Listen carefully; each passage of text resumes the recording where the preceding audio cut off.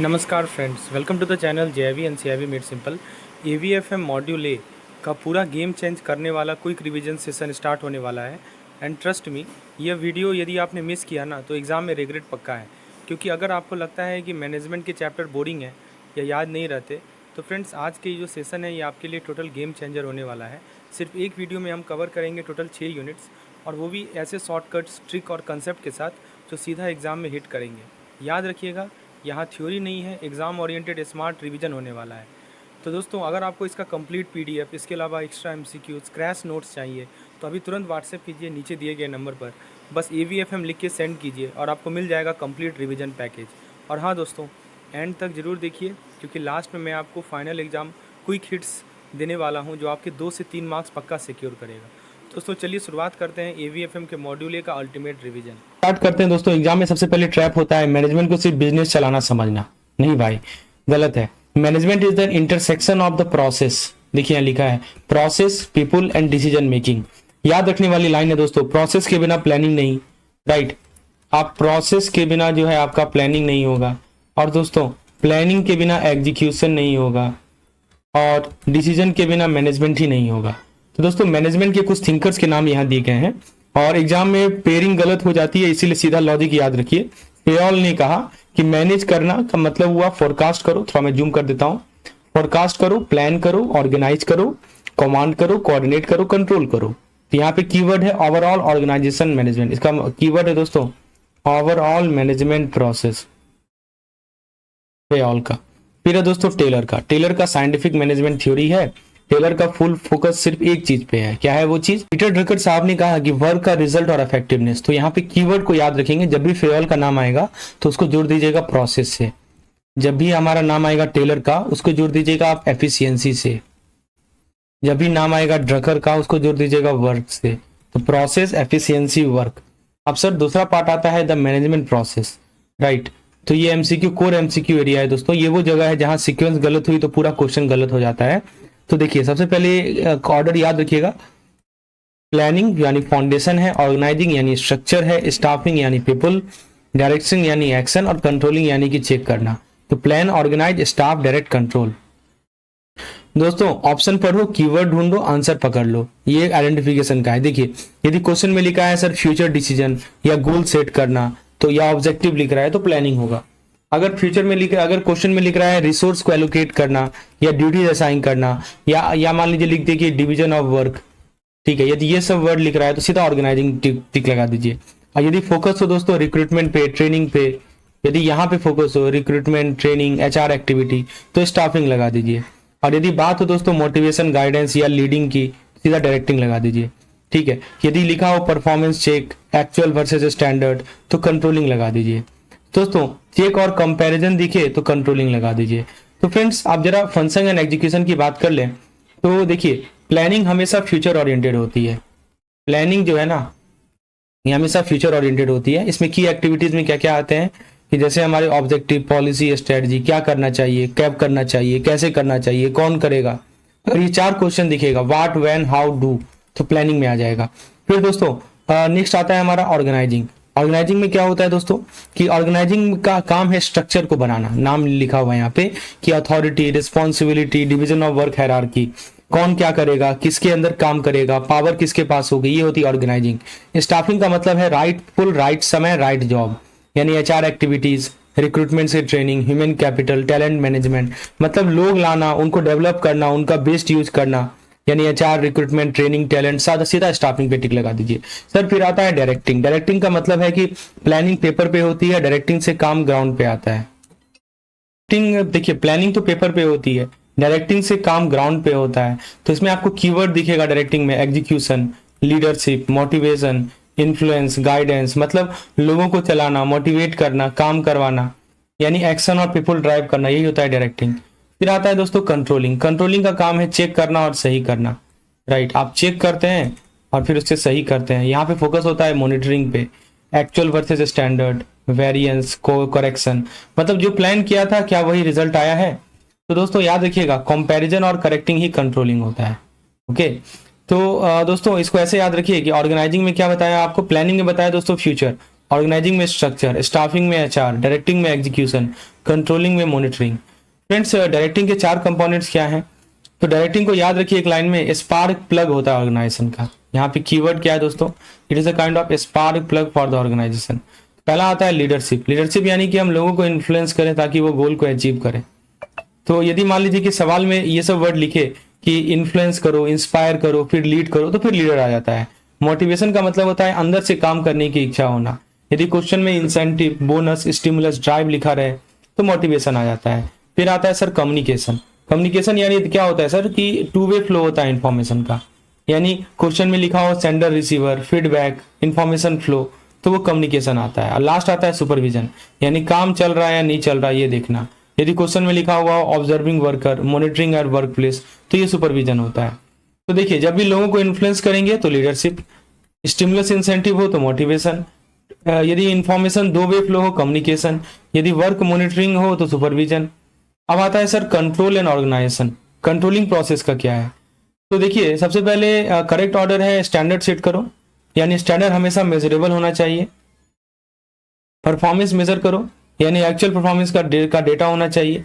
Standard के साथ compare करो, गैप पता लगाओ कहाँ है, और एक्शन लो, करेक्शन करो। मतलब एक तरह से सिंपल सा प्रोसेस है जी। स्टैंडर्ड हमने देखा, एक्चुअल देखा, गैप है यदि, फिर एक्शन लो। ये सिंपल सा स्टेप है। तो एग्जाम का रूल याद रखिएगा दोस्तों कि कंट्रोलिंग हमेशा प्लानिंग को फॉलो करेगा। इट ऑलवेज फॉलो प्लानिंग, यानी पहले प्लानिंग होगी, उसके बाद होगी हमारी कंट्रोलिंग, राइट। तो बिना स्टैंडर्ड्स का, देखिए बिना प्लानिंग का दोस्तों कोई स्टैंडर्ड नहीं होगा, कोई कंपैरिजन ही नहीं होगा, कोई कंट्रोल ही नहीं होगा, राइट। तो बिना स्टैंडर्ड का कंट्रोलिंग इम्पॉसिबल है। तो प्लान करना बहुत आवश्यक है, तभी कंट्रोल पॉसिबल। तो दोस्तों ऑर्गेनाइजिंग में क्या बताया आपको? स्ट्रक्चर, स्टाफिंग में बताया एचआर, डायरेक्टिंग में एग्जीक्यूशन, कंट्रोलिंग मतलब मॉनिटरिंग। अब सर बात आती है ऑर्गेनाइजिंग स्ट्रक्चर की। देखिए दोस्तों, अगर स्ट्रक्चर या मैनेजमेंट थ्योरी के एमसीक्यू अटक जाते हैं ना, तो रीजन थ्योरी नहीं, मार्कर आइडेंटिफाई नहीं कर पाना है, राइट। तो दोस्तों बात करेंगे ऑर्गेनाइजिंग स्ट्रक्चर की। तो स्ट्रक्चर का मतलब सिर्फ चार्ट ही नहीं होता है। स्ट्रक्चर का मतलब होता है काम का अरेंजमेंट, यानी जो वर्क है इसका आप कैसे अरेंजमेंट कर रहे हैं। तो इसमें पहले आता है टास्क मैनेजमेंट। अपने आप से पूछिए क्या काम करना है, कौन करेगा, काम कैसे ग्रुप में होगा। इसको कहा जाता है सर डिवीजन ऑफ वर्क या ग्रुपिंग ऑफ एक्टिविटी, राइट। इसे बोलते हैं टास्क मैनेजमेंट। फिर आता है दोस्त रिपोर्टिंग लाइन, यानी इसको बोलते हैं स्केलर चेन, यानी जैसे सुपेरियर होते हैं, राइट, सुपेरियर से सबऑर्डिनेट की ओर बढ़ते हैं, इसी को बोला जाता है रिपोर्टिंग लाइन। यानी हायरार्की देखना जरूरी है, ऑर्गेनाइजिंग ये चीज जरूरी है, राइट। फिर आता है sir authority level. Authority level यानी फाइनल डिसीजन किसके हाथ में है, फाइनल डिसीजन कौन ले रहा है। तो इसमें कीवर्ड आपको दिखेगा सर पावर, अथॉरिटी, या दिखेगा डिसीजन राइट। तो ये ऑर्गेनाइजिंग स्ट्रक्चर दिखेगा। तो दोस्तों याद रखिएगा टास्क, रिपोर्टिंग, अथॉरिटी, ये तीन मिलकर ऑर्गेनाइजिंग स्ट्रक्चर बनते हैं। अब बात करते हैं दोस्तों मैनेजमेंट का क्या इंपॉर्टेंस है। तो देखिए चेंज मैनेजमेंट ऑर्गेनाइजेशन को एक्सटर्नल चेंजेस के साथ एडजस्ट कराता है। Help organisation adapt to the external shift. जैसे टेक्नोलॉजी में मान लीजिए कोई चेंज आ जाए, या मान लीजिए मार्केट में कोई चेंज आ जाए। फिर आता है सर रिसोर्स ऑप्टिमाइजेशन, मतलब मैनेजमेंट का काम है कैपिटल, टेक्नोलॉजी और एचआर का बेस्ट यूज करना। फिर आता है गोल अचीव करना, यानी इंडिविजुअल एफर्ट को ग्रुप सक्सेस बनाना। इनोवेशन, यानी मैनेजमेंट सिर्फ रूटीन ही नहीं, न्यू आइडिया को प्रमोट करता है। तो चेंज, रिसोर्स, गोल, इनोवेशन, ये सब के सब मैनेजमेंट के इंपॉर्टेंस है। अब सर मैनेजमेंट थ्योरी इवॉल्व कैसे हुआ? देखिए ऑर्गेनाइजेशन को मशीन की तरह ट्रीट करता है कौन? क्लासिकल थ्योरी बोलता है कि ऑर्गेनाइजेशन मशीन है। फोकस होती है प्रोडक्शन पे, आउटपुट पे और एफिशिएंसी पे। फोकस होती है इन सभी चीजों पे, production, output and efficiency. Employ का व्यू है इकोनॉमिक टूल। कीवर्ड यूज होता है सर सेंट्रलाइज, रूल या स्ट्रक्चर। फिर एक आता है न्यू क्लासिकल यानी मशीन के साथ ह्यूमन बिहेवियर ऐड किया हमने। फोकस है motivation, group dynamic. Employ social being के रूप में देखते हैं। इसमें कीवर्ड आपको दिखेगा सर ह्यूमन रिलेशन या मोरल। और तीसरा जो थ्योरी है वो है क्वांटिटेटिव थ्योरी, यानी मैनेजमेंट को नंबर और मॉडल में कन्वर्ट किया है, जैसे डेटा, स्टैटिस्टिक्स, मैथ, राइट। तो ये सब डेटा होते हैं। आउटपुट हमें मिलेगा, डिसीजन मॉडल हमें आउटपुट मिलता है। तो ये सब वर्ड होते हैं। तो तीन थ्योरी याद रखेंगे, क्लासिकल, न्यू क्लासिकल और क्वांटिटेटिव। क्लासिकल में मशीन लाइक, न्यू क्लासिकल में ह्यूमन बिहेवियर, क्वांटिटेटिव में डेटाज एंड मॉडल की बात होती है। ओके क्लासिकल में दोस्तों प्रोडक्शन और आउटपुट पे फोकस होता है, राइट। और न्यू क्लासिकल में ह्यूमन बिहेवियर पे फोकस होता है, और क्वांटिटेटिव में डेटा एंड मॉडल की बात होती है। तो जब भी आपको ये वर्ड दिखे ना, मशीन और आउटपुट, सीधा लगा दीजिएगा क्लासिकल। जब भी ह्यूमन बिहेवियर और मोटिवेशन की बात हो तो न्यू क्लासिकल, और जब भी आपका मैथ, स्टैट, मॉडल आए तो क्वांटिटेटिव। ये सब कीवर्ड को ध्यान रखना है। सर क्वांटिटेटिव अप्रोच में क्या था कि वर्ल्ड वार के बाद कॉम्प्लेक्स प्रॉब्लम आए, तो उसका सॉल्यूशन कहां से मिला जी? प्रॉब्लम तो बहुत सारे आए, लेकिन सॉल्यूशन मिला नंबर से। तो इसमें क्या यूज हुआ? मैथमेटिक्स और स्टैटिस्टिक्स यूज हुआ। गोल यही था हमारा कि हम रैशनल डिसीजन लें, राइट। क्या क्या टूल हमने यूज किया? Linear programming, simulation, data analysis, इन सब टूल को यूज किया। अगर आपको कैलकुलेटर दिख जाए ना, सीधा समझिए क्वांटिटेटिव अप्रोच की बात हो रही है। फ्रेंड्स अब आते हैं मोटिवेशन के मास्टर क्लास पे। पहला आता है sir Maslow hierarchy of need. तो मास्लो का पिरामिड ऊपर से नीचे कभी नहीं होता। करेक्ट ऑर्डर है दोस्तों फिजियोलॉजिकल, यानी कि फूड, वाटर, शेल्टर, सेफ्टी यानी जॉब, सिक्योरिटी, हेल्थ और इंश्योरेंस, लव, बिलोंगिंग यानी फ्रेंडशिप और सोशल नीड, एस्टीम यानी स्टेटस, रिकॉग्निशन और रेस्पेक्ट, और सेल्फ एक्चुअलाइजेशन यानी फुल पोटेंशियल अचीव करना, राइट। तो ऐसे याद रखिएगा दोस्तों। रोटी, पहले आया रोटी, फिर है रक्षा, फिर है हमारा रिश्ते, फिर आता है एस्टीम, रेस्पेक्ट, और फिर आता है रियलाइजेशन, राइट। तो ये है दोस्तों। तो मास्लो के दो गोल्डन रूल है, याद रखिएगा। रूल ए बोलता है कि देखो लोअर नीड सेटिस्फाई होगी तभी नेक्स्ट एक्टिवेट होगी, और दूसरा रूल बोलता है कि सिर्फ अनसेटिस्फाइड नीड मोटिवेशन देती है, कि अगर सेटिस्फाई हो जाए तो वो मोटिवेटर नहीं रहती, ठीक है। अब दोस्तों मैग्रीगर का थ्योरी देखते हैं, एक्स एंड वाई। तो इसमें क्या कहा गया जी कि मैग्रीगर वर्कर को नहीं, मैनेजर की सोच को एक्सप्लेन करता है। It is not explain about worker, it explain about the thinking of the manager. तो देखिए ये थ्योरी बेस्ड है एजम्पशन अबाउट वर्कर पे। तो थ्योरी एक्स बोलता है सर पेसिमिस्टिक है, यानी मैनेजर मानता है कि वर्कर काम पसंद ही नहीं करते, वर्कर डिसलाइक करते हैं, काम अवॉइड करते हैं, स्ट्रिक्ट सुपरविजन चाहिए, रिस्पॉन्सिबिलिटी से भागते हैं, क्रिएटिविटी बहुत ही लो होती है या जीरो होती है, सिक्योरिटी चाहिए इनको, राइट। लेकिन जो ऑप्टिमिस्टिक वाला थ्योरी है ये बोलता है कि मैनेजर मानता है काम इंसान के लिए नेचुरल है, वर्क एंजॉय करता है, सेल्फ डायरेक्शन पॉसिबल है, रिस्पॉन्सिबिलिटी एक्सेप्ट करता है, सुपरविजन ऑप्शनल है, राइट। तो ये हमने दो थ्योरी की बात की। तो दोस्तों यदि वर्कर लेजी है, कंट्रोल चाहिए तो एक्स में आ जाइए, यदि वर्कर सेल्फ मोटिवेटेड है, क्रिएटिव है तो थ्योरी वाई में आ जाइए। तो एक लाइन में यदि याद रखें तो एक्स को याद रखिए कंट्रोल से, और वाई को याद रखिए ट्रस्ट से। बस ये दो वर्ड को ध्यान रखिएगा। अब सर इसके बाद आता है हर्जबर्ग का टू फैक्टर थ्योरी में। तो हर्जबर्ग बोलते हैं साहब कि जो चीज अनहैप्पी होने से बचाती है जरूरी नहीं कि वो मोटिवेट भी करे। तो इसमें दो फैक्टर इनका है, एक है मोटिवेटर, दूसरा है हाइजीन। सर मोटिवेटर में क्या क्या आता है कि ये फैक्टर सच में काम करने का रीजन देते हैं। जैसे मान लीजिए कि आपको अचीवमेंट मिला, रिकॉग्निशन मिला, ग्रोथ मिला, खुद वर्क अपने में भी कभी कभी। तो यदि ये चीज है तो सेटिस्फैक्शन होगा, यदि ये चीज एब्सेंस है तो कोई सेटिस्फैक्शन नहीं होता, no satisfaction. Absence does not cause any satisfaction, right. तो ये याद रखेंगे। अब सर है हाइजीन थ्योरी क्या होता है? हाइजीन थ्योरी डिससेटिस्फैक्शन को रोकता है, या सिर्फ कंप्लेन बंद करते हैं, कंप्लेन नहीं आने देते हैं। जैसे सैलरी हो गया, जॉब सिक्योरिटी है, कंप्लेन कंपनी पॉलिसी है, वर्किंग कंडीशन है। तो यदि है तो फिर कोई डिससेटिस्फैक्शन नहीं होगा, यदि नहीं है तब तो हाई डिससेटिस्फैक्शन होगा। दोस्तों हाइजीन फैक्टर कभी भी मोटिवेट नहीं करता, राइट। सैलरी बढ़ने से एम्प्लॉय हैप्पी रह सकता है पर ज्यादा हार्डवर्क गारंटी नहीं है। ट्रू मोटिवेशन आता है अचीवमेंट, राइट। याद रखिएगा हाइजीन फैक्टर कभी भी मोटिवेट नहीं करता, ट्रू मोटिवेशन आएगा मोटिवेटर से, अचीवमेंट से, ग्रोथ से, मीनिंगफुल से, ठीक है ना। तो सैलरी आपका केवल डिससेटिस्फैक्शन ही हटाएगा, इसको नोट कीजिएगा। अब दोस्तों हमने क्या सीखा कि हाँ सिस्टम स्कूल ऑफ मैनेजमेंट की हम बात करते हैं। तो इसमें दोस्तों एक वर्ड देखिएगा, इसमें जो की कंट्रीब्यूटर हैं, अगर मैनेजमेंट के थ्योरी क्वेश्चन कंफ्यूजिंग लगते हैं ना तो प्रॉब्लम याद करने की नहीं है, लॉजिक आइडेंटिफाई करने की है। और इस पूरे वीडियो में हम यही कर रहे हैं, लॉजिक को आइडेंटिफाई कर रहे हैं। जैसे मैंने बोला ना थ्योरी एक्स के लिए कंट्रोल वर्ड याद रखिए, लॉजिक क्लिक कर गया। वाई के लिए मैंने क्या बोला याद रखने के लिए? वाई के लिए मैंने बोला कि आपको एक तो आपको कंट्रोल वर्ड याद रखना है क्योंकि हर्जबर्ग का थ्योरी एक्स था, राइट। और वाई के लिए याद रखेंगे आप एक सिंपल सा वर्ड कि ट्रस्ट। बस ये लॉजिक पकड़ लेंगे ना कभी नहीं भूलेंगे। अब हम आगे बढ़ते हैं दोस्तों अगले लॉजिक की ओर, जो कि सिस्टम स्कूल ऑफ मैनेजमेंट की है। तो सिस्टम स्कूल बोलता है कि ऑर्गेनाइजेशन अकेला काम नहीं करता, ऑर्गेनाइजेशन एक तरह का हमारा ओपन सिस्टम है। क्या है जी? ऑर्गेनाइजेशन एक तरह का हमारा ओपन सिस्टम है। कौन कौन की कंट्रीब्यूटर है? तो पहला आता है डैनियल कैज। तो ये सोशल सिस्टम का साइकोलॉजिकल एस्पेक्ट पे फोकस है। यहाँ पे लिखा है psychological aspect of the social system. और फिर है लुडविग वॉन, क्या नाम लिखा है, वर्टैनलेल्फी, राइट। तो ये बायोलॉजिस्ट है जिसने जनरल सिस्टम थ्योरी ऑर्गेनाइजेशन पे अप्लाई की। Who applied general system theory to the organisation, और इन्हीं को कहा जाता है फादर ऑफ जनरल सिस्टम। देखिए बुक में लिखा हुआ है ये चीज, और आपको पूछा जा सकता है कि who is known as father of the general system theory, नाम ये है लुडविग वॉन। तो दोस्तों ऑर्गेनाइजेशन इन्वायरमेंट से लेता भी है और इन्वायरमेंट को देता भी है, ठीक है ना, ओपन सिस्टम है, इसी को कहा जाता है। तो क्या क्या कंपोनेंट होते हैं जी, एक तो इनपुट होते हैं, राइट, तो इनपुट में raw material, HR, capital, information, ये इनपुट में आता है। फिर आता है प्रोसेस, यानी इनपुट का ट्रांसफॉर्मेशन यूजिंग टेक्नोलॉजी। आपके पास इनपुट है, आप इनपुट को क्या कर रहे हैं, ट्रांसफॉर्म कर रहे हैं, इसके माध्यम से, टेक्नोलॉजी के माध्यम से, मैनेजमेंट के माध्यम से। फिर आता है आउटपुट, यानी good, service, profit, customer satisfaction. फिर आता है फीडबैक, यानी इन्फॉर्मेशन को अगले साइकिल इंप्रूव करती है, कुछ ऐसे इन्फॉर्मेशन होते हैं जो कि अगला साइकिल इंप्रूव करती है। तो याद रखिएगा दोस्तों कि फीडबैक सिस्टम को फ्यूचर के लिए एडजस्ट किया जाता है।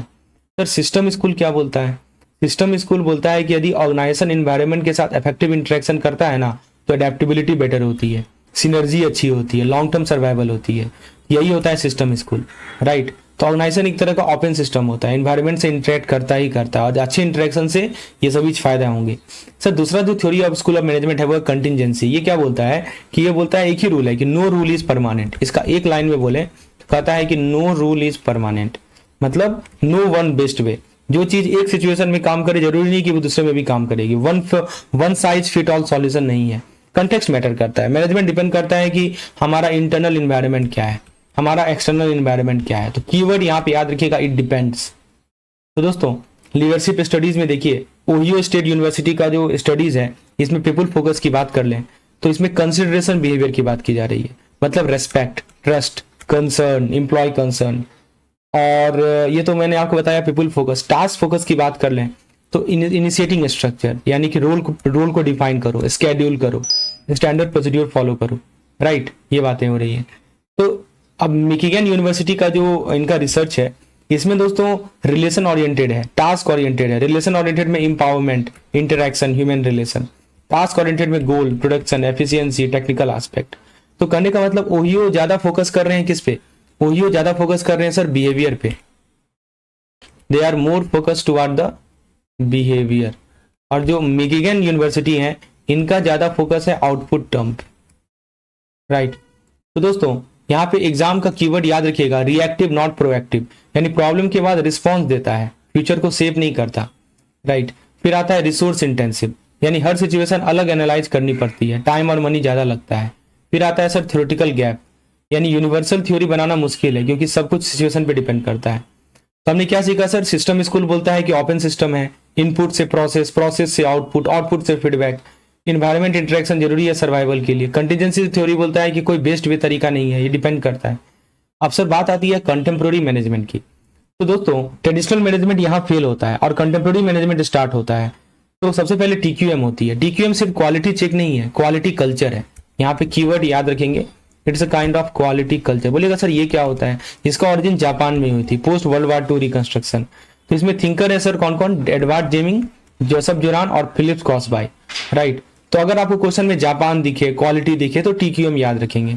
टीक्यूएम के कोर एलिमेंट क्या होते हैं, तो एम्प्लॉय का इन्वॉल्वमेंट होता है, यानी एरर फैक्टर के बाहर नहीं, सोर्स पे ही रोको, तो एम्पावरमेंट बोलते हैं इसको।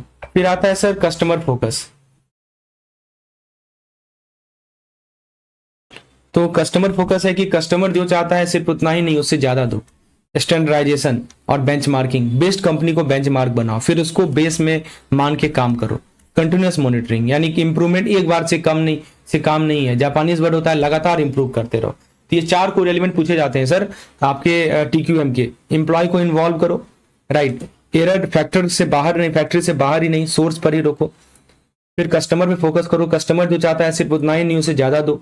स्ट्राइंसन एंड बेंचमार्किंग, यानी बेस्ट कंपनी को बेंचमार्क बनाओ और उसे फॉलो करो, लगातार मॉनिटर करते रहो, काइजन बोलते हैं इसको।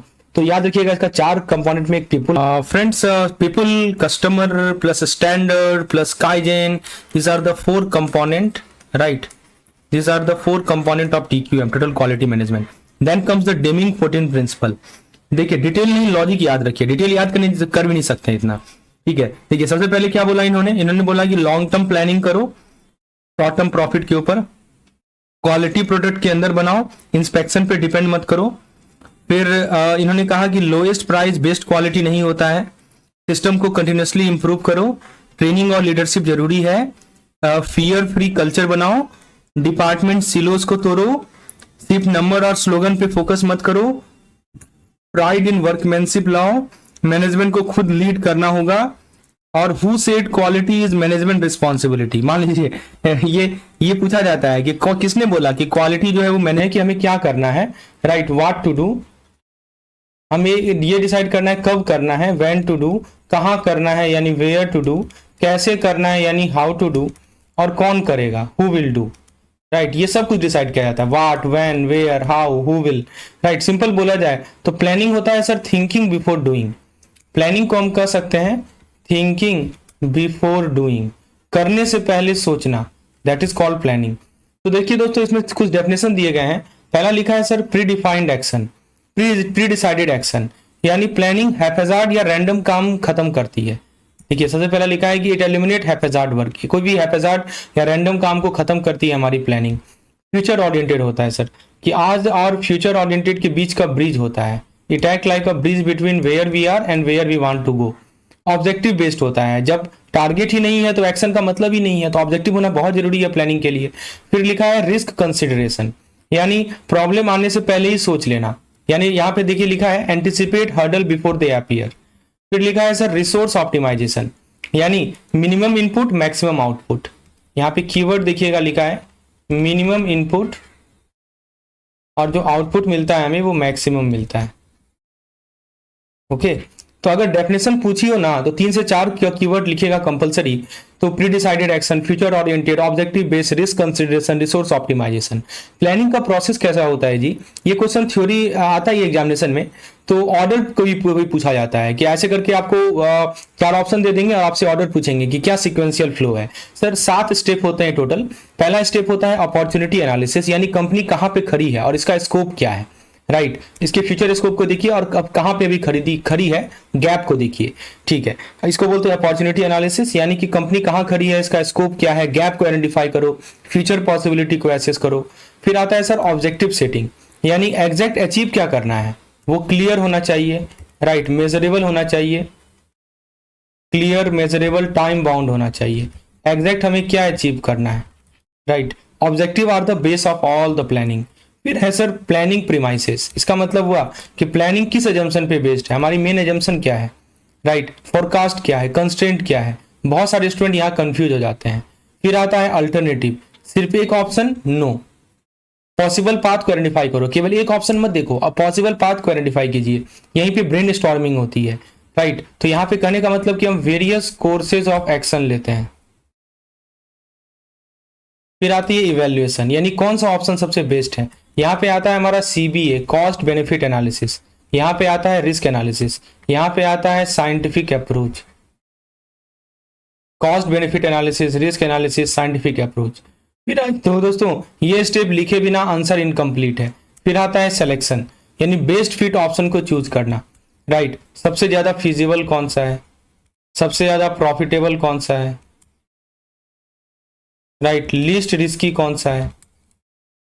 तो choose the best suitable alternative. Then we have the derivative plan, यानी मेन प्लान के साथ सब प्लान, जैसे बजट, स्केड्यूल, पॉलिसी या प्रोग्राम, राइट। तो ये होता है डेरिवेटिव प्लान।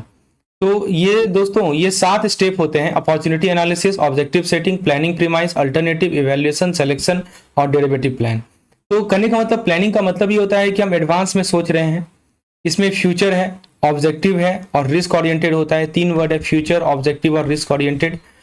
और प्लानिंग का पर्पस का, ये प्लानिंग का प्रोसेस सीक्वेंस देख सकते हैं, opportunity analysis, objective setting, planning premise, alternative, evaluation, selection, derivative plan. Sequence याद नहीं तो मार्क्स भूल जाइए, सीक्वेंस याद रखिए दोस्तों। पहले अपॉर्चुनिटी एनालाइज कीजिए, ऑब्जेक्टिव सेट कीजिए, planning premises, alternative, evaluation.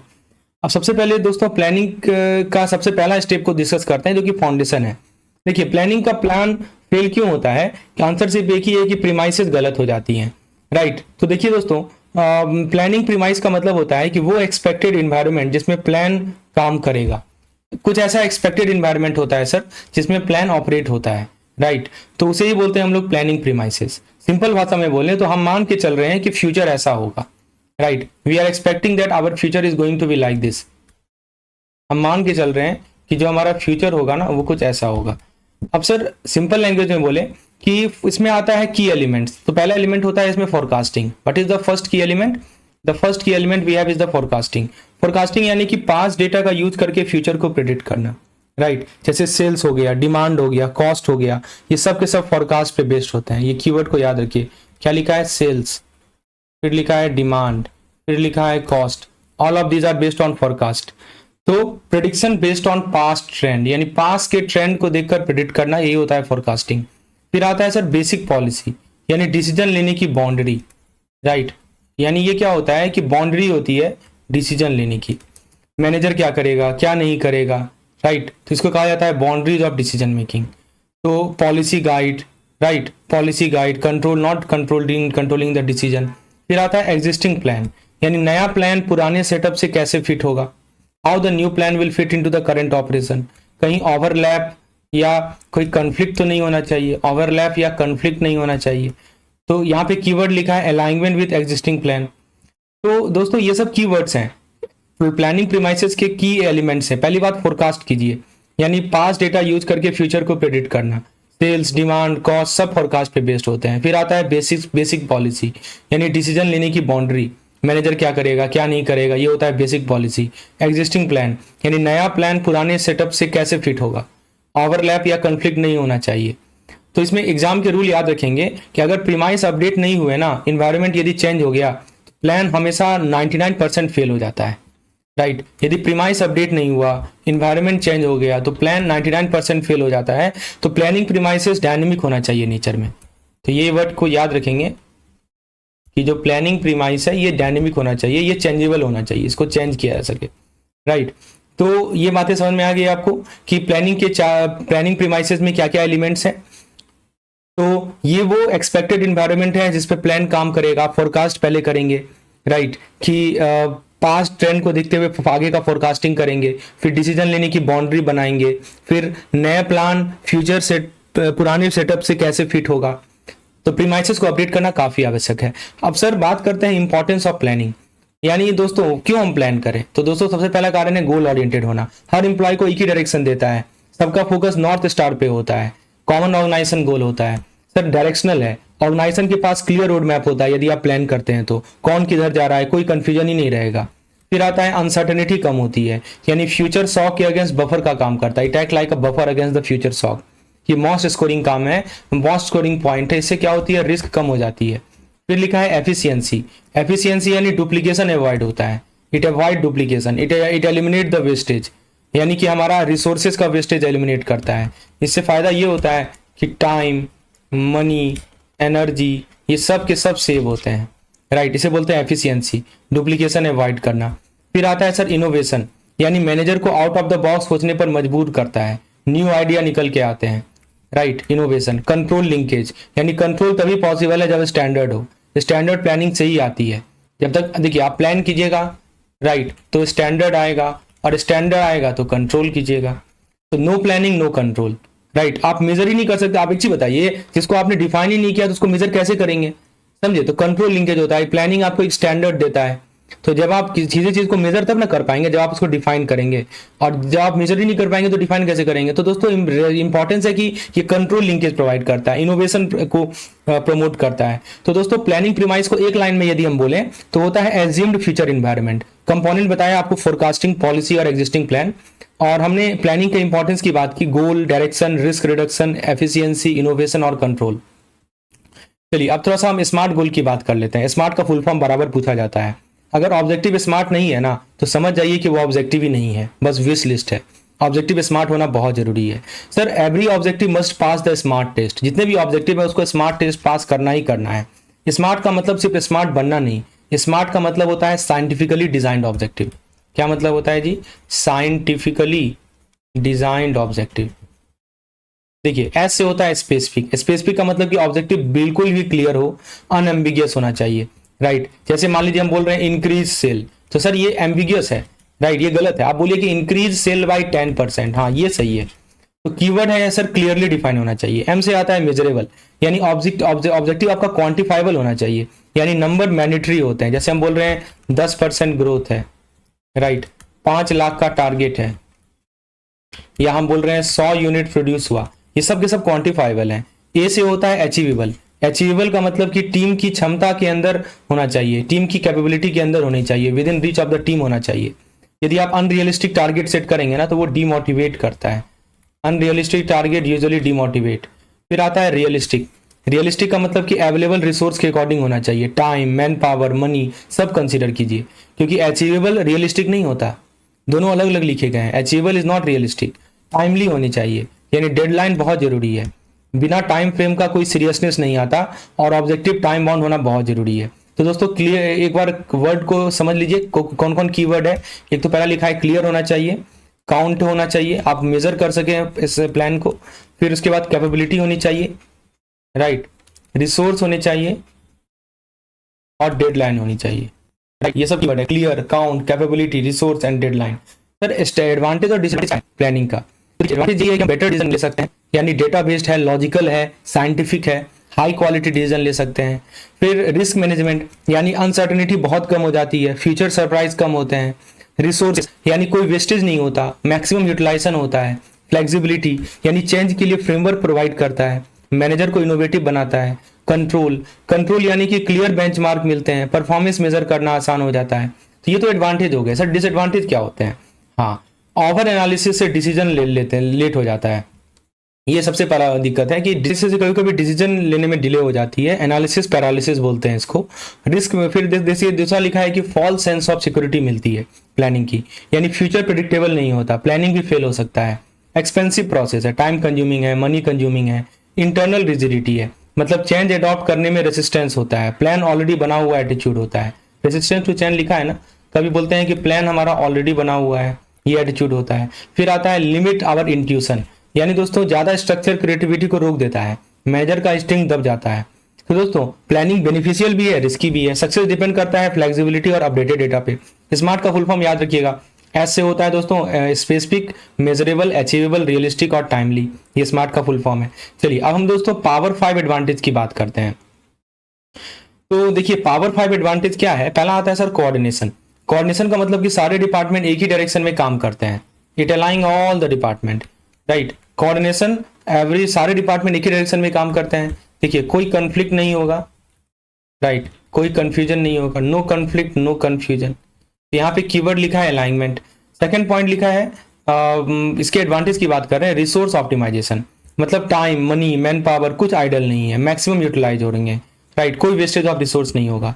Responsibility clear होती है, यानी हर एम्प्लॉय को पता होता है कि क्यों वो काम कर रहे हैं, इससे अकाउंटेबिलिटी फिक्स होती है, राइट। माइलस्टोन को ट्रैक करना, बीच बीच में प्रोसेस को चेक करना, कंट्रोल इजी हो जाता है इससे, राइट। तो यहाँ पे ट्रिगर वर्ड लिखा है बेंचमार्क। माइलस्टोन यानी एक तरह का बेंचमार्क ही तो होता है, राइट, ये चेक किया जाता है। फिर आता है अडेप्टेबिलिटी, यानी दोस्तों मार्केट चेंज हो, प्लान को एडजस्ट कर लीजिए, ऑर्गेनाइजेशन फ्लेक्सिबल रहता है।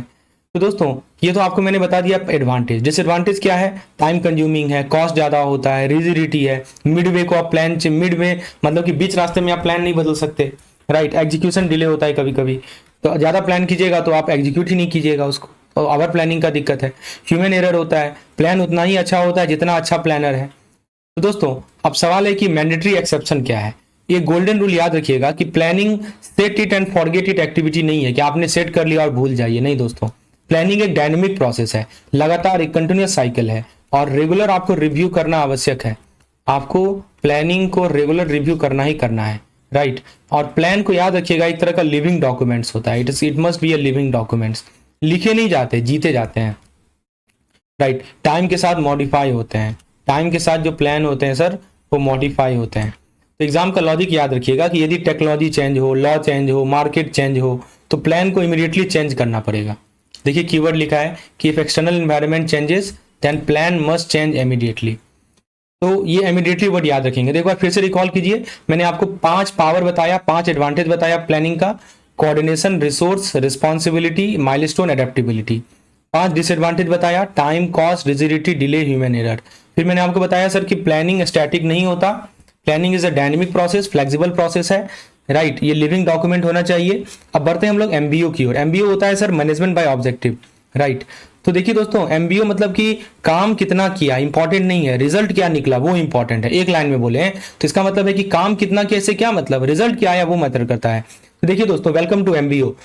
एमबीओ शिफ्ट फोकस करता है एक्टिविटीज से रिजल्ट पे, यानी एफर्ट नहीं, प्रोसेस नहीं, आउटकम मैटर करता है। ट्रेडिशनल मैनेजमेंट बोलता है कि काम करते रहो, एमबीओ बोलता है कि नहीं, टारगेट अचीव हुआ या नहीं हुआ।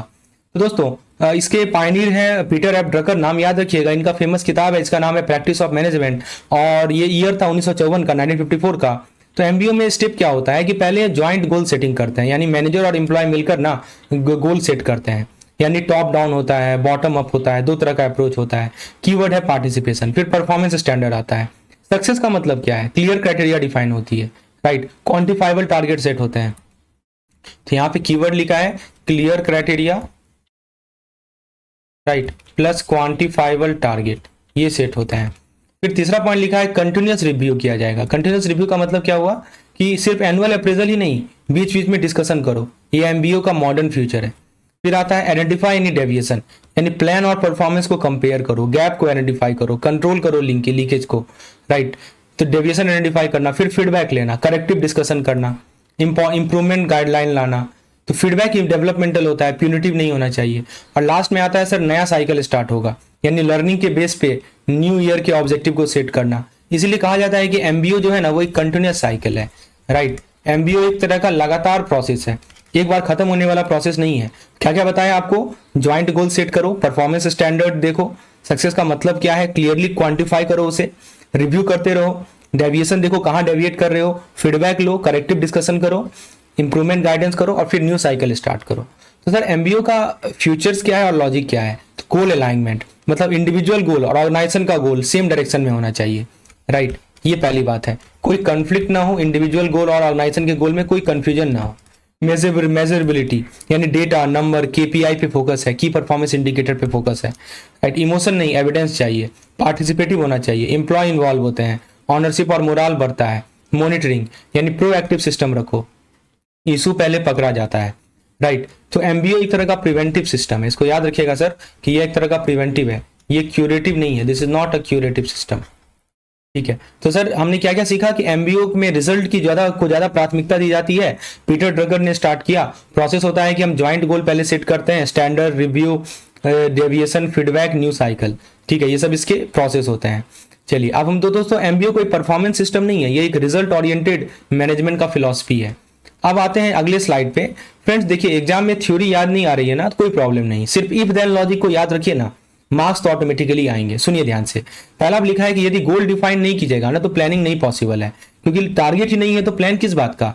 दूसरी बात है, यदि अल्टरनेटिव यदि इवेल्युएट नहीं करिएगा ना तो रॉन्ग डिसीजन का हाई रिस्क है। इसका मतलब होता है कि बेस्ट ऑप्शन कैसे मिलेगा जब कंपैरिजन ही नहीं है। मतलब अल्टरनेटिव मतलब इस तरह का कंपैरिजन होता है, जब आप कंपैरिजन ही नहीं करेंगे तो फिर बेस्ट अल्टरनेटिव मिलेगा ही नहीं। अच्छा, एक और लिखा है सर, प्लानिंग यदि एब्सेंट है तो कंट्रोल ब्लाइंड हो जाता है।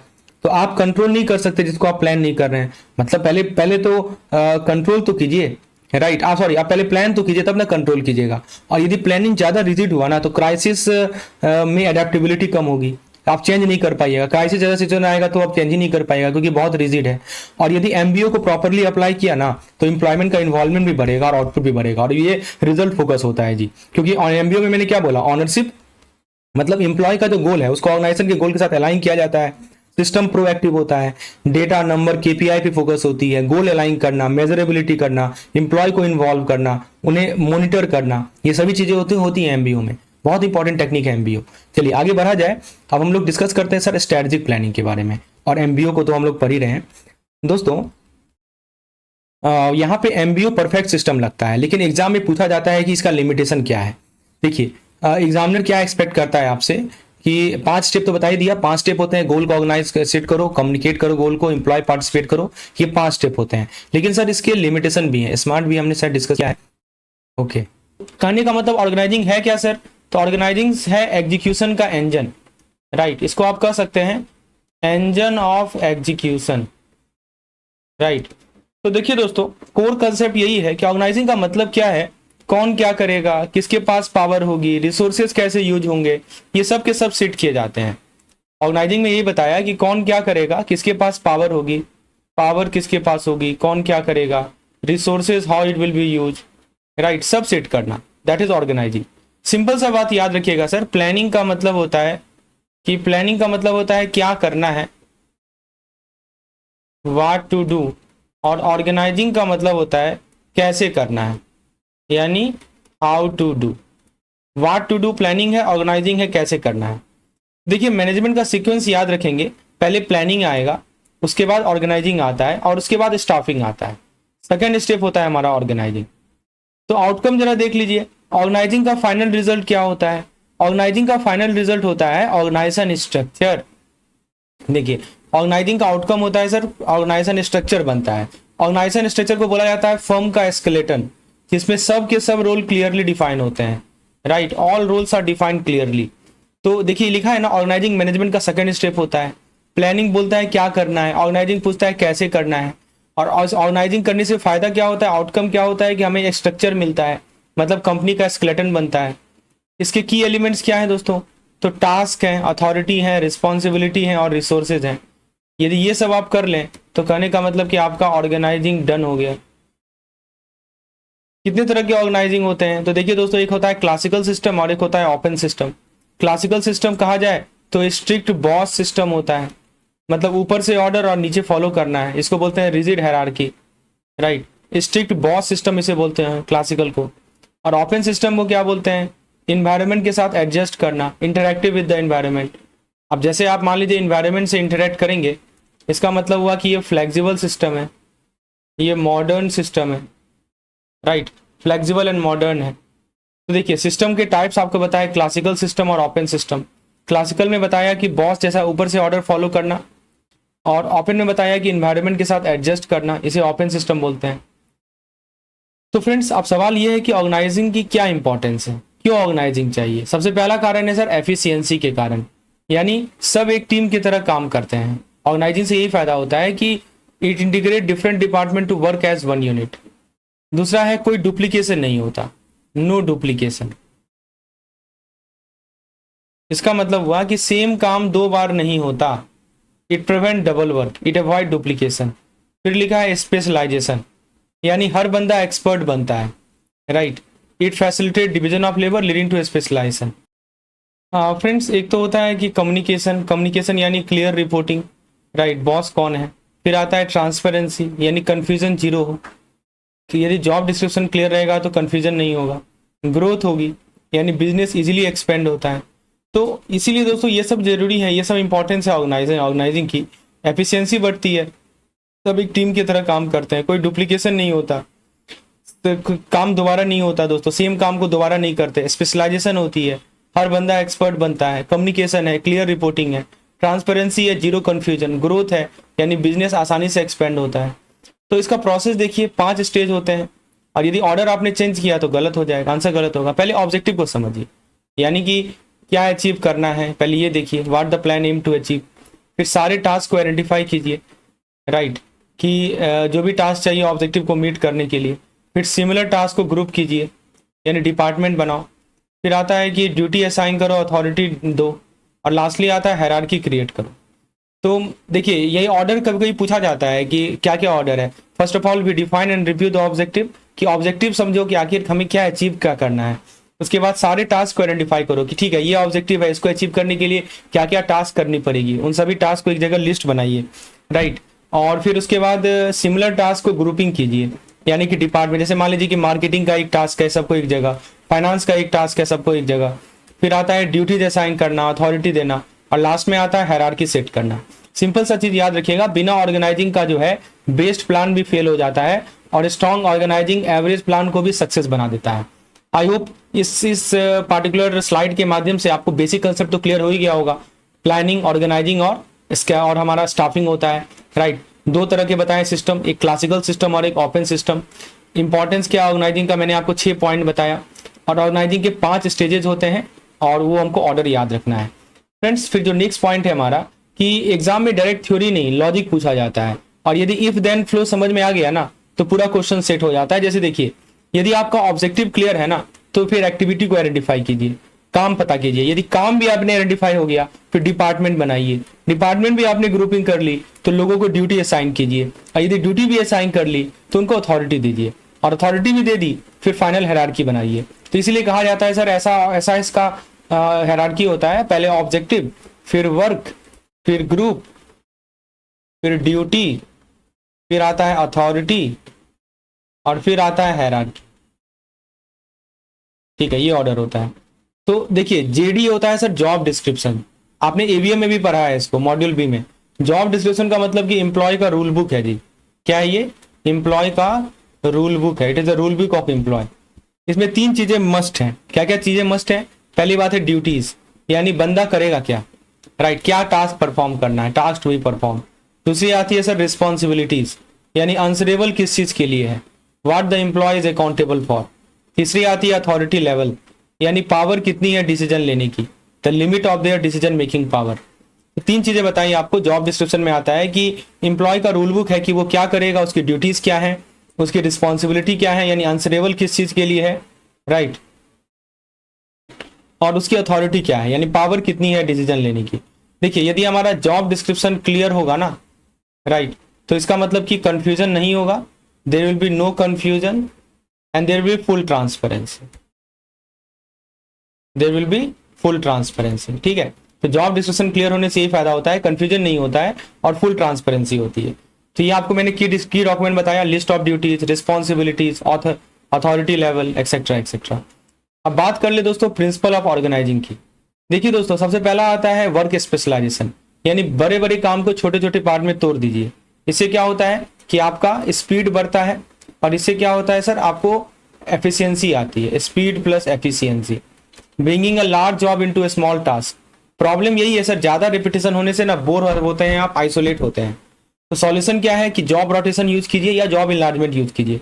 जॉब रोटेशन का मतलब कि आप टास्क के बीच में चेंज कर लीजिए, इनलार्जमेंट का मतलब कि उसमें कुछ वैरायटीज ऐड कीजिए। तो आपको मैंने जेडी बताया, जेडी में क्या होता है सर कि ड्यूटीज का लिस्ट बनाते हैं, बंदा क्या करेगा, आंसरेबल किस चीज के लिए है, पावर कितनी है डिसीजन लेने की, ये सब के सब जेडी में आता है, जॉब डिस्क्रिप्शन में आता है। यदि जेडी क्लियर होगा ना तो कंफ्यूजन नहीं होगा, ट्रांसपेरेंसी पूरी होगी। फिर मैंने आपको बताया ऑर्गेनाइजिंग के प्रिंसिपल, पहला आता है स्पेशलाइजेशन, यानी बड़े बड़े काम को छोटे छोटे स्मॉल प्रॉब्लम पार्ट में तोड़ दीजिए, इससे स्पीड आता है, एफिशिएंसी आता है। लेकिन ज्यादा रिपीट कीजिएगा तो फिर बोर और आइसोलेशन भी होने लगेगा, है ना, ज्यादा रिपीटेशन टास्क से। तो उसको कैसे फिक्स करें, तो उसके लिए जॉब रोटेशन और जॉब इनलार्जमेंट तरीका है। जॉब रोटेशन मतलब कि टास्क को चेंज कर लो, जॉब इनलार्जमेंट मतलब कि वैरायटी ऐड करो। फिर आता है अथॉरिटीज एंड रिस्पॉन्सिबिलिटी, ये भी ऑर्गेनाइजिंग का प्रिंसिपल है। मतलब अथॉरिटी का मतलब कि ऑर्डर देने का राइट, और ये हमेशा टॉप टू बॉटम होता है। और बेसिस का मतलब होता है, इसका बेसिस क्या है दोस्तों, रिस्पॉन्सिबिलिटी का मतलब होता है सर काम को कंप्लीट करने की ड्यूटी। तो अथॉरिटी पोजीशन से आती है, पर्सनैलिटी से नहीं आती। आपकी क्या पोजीशन है उससे अथॉरिटी डिसाइड होता है। चेन ऑफ कमांड, सिंपल सा रूल है कि एक एम्प्लॉय मतलब एक बॉस, राइट, एक एम्प्लॉय एक बॉस, यही होता है चेन ऑफ कमांड। ये और यूनिटी ऑफ कमांड क्या होता है, एक ही बॉस से ऑर्डर लो, और स्केलर चेन होता है, स्केलर प्रिंसिपल होता है, यानी टॉप से बॉटम क्लियर लाइन होना चाहिए। ये हमारा टॉप है, उससे जो बॉटम की तरफ जो है हमारा क्लियर लाइन होना चाहिए, right, top to bottom clear line हो, इसे बोलते हैं स्केलर प्रिंसिपल। जैसे एग्जांपल के तौर पर गैंग प्लैंक, राइट, तो इमरजेंसी में डायरेक्ट बात अलाउड होता है, लेकिन बॉस को इन्फॉर्म करो। सर हम बात कर रहे हैं चेन ऑफ कमांड की। चेन ऑफ कमांड का सिंपल सा रूल है, एक एम्प्लॉय का एक ही बॉस होगा। यूनिटी ऑफ कमांड मतलब होता है कि एक ही बॉस से ऑर्डर लो। स्केलर चेन मतलब कि टॉप से बॉटम क्लियर लाइन होनी चाहिए। फिर आता है डेलीगेशन, डेलीगेशन का मतलब कि बॉस का काम डिस्ट्रीब्यूट करना, डेलीगेट करना। 3 पिलर याद रखेंगे, पहले टास्क को असाइन करना, अथॉरिटी देना, और लास्ट आता है रिस्पॉन्सिबिलिटी फिक्स करना। तो गोल्डन रूल याद रखिएगा कि अथॉरिटी दे सकते हैं लेकिन रिस्पॉन्सिबिलिटी ट्रांसफर नहीं होती, राइट। अथॉरिटी तो आप दे सकते हैं लेकिन रिस्पॉन्सिबिलिटी जो है ये कभी भी ट्रांसफर नहीं होती, ये बहुत इंपॉर्टेंट है। अथॉरिटी आप किसी को ऑथराइज कर सकते हैं but you can never transfer the responsibility, accountability fix करना पड़ता है, राइट, दैट्स कॉल्ड डेलीगेशन। तो ऑर्गेनाइजिंग सिर्फ स्ट्रक्चर नहीं है दोस्तों, ये क्लैरिटी है, कंट्रोल है, कोऑर्डिनेशन का कॉम्बिनेशन है। और एग्जाम में आपको एक्स्ट्रा मार्क्स दिलाएगा ये सभी चीजें, राइट। जैसे प्रिंसिपल पूछेगा तो स्पेशलाइजेशन होना चाहिए, आप बड़े टास्क को छोटे छोटे पार्ट में डिवाइड कर लें। रिपीटेशन अवॉइड करना चाहते हैं तो JR और JE यूज करें। फिर अथॉरिटी बताया आपको, राइट टू गिव ऑर्डर, ठीक है। चेन ऑफ कमांड बताया, एक होता है स्केलर प्रिंसिपल। स्केलर प्रिंसिपल में क्या बताया सर कि टॉप से बॉटम क्लियर लाइन होनी चाहिए। एग्जाम में एक्सेप्शन है इसका गैंग प्लैंक, राइट।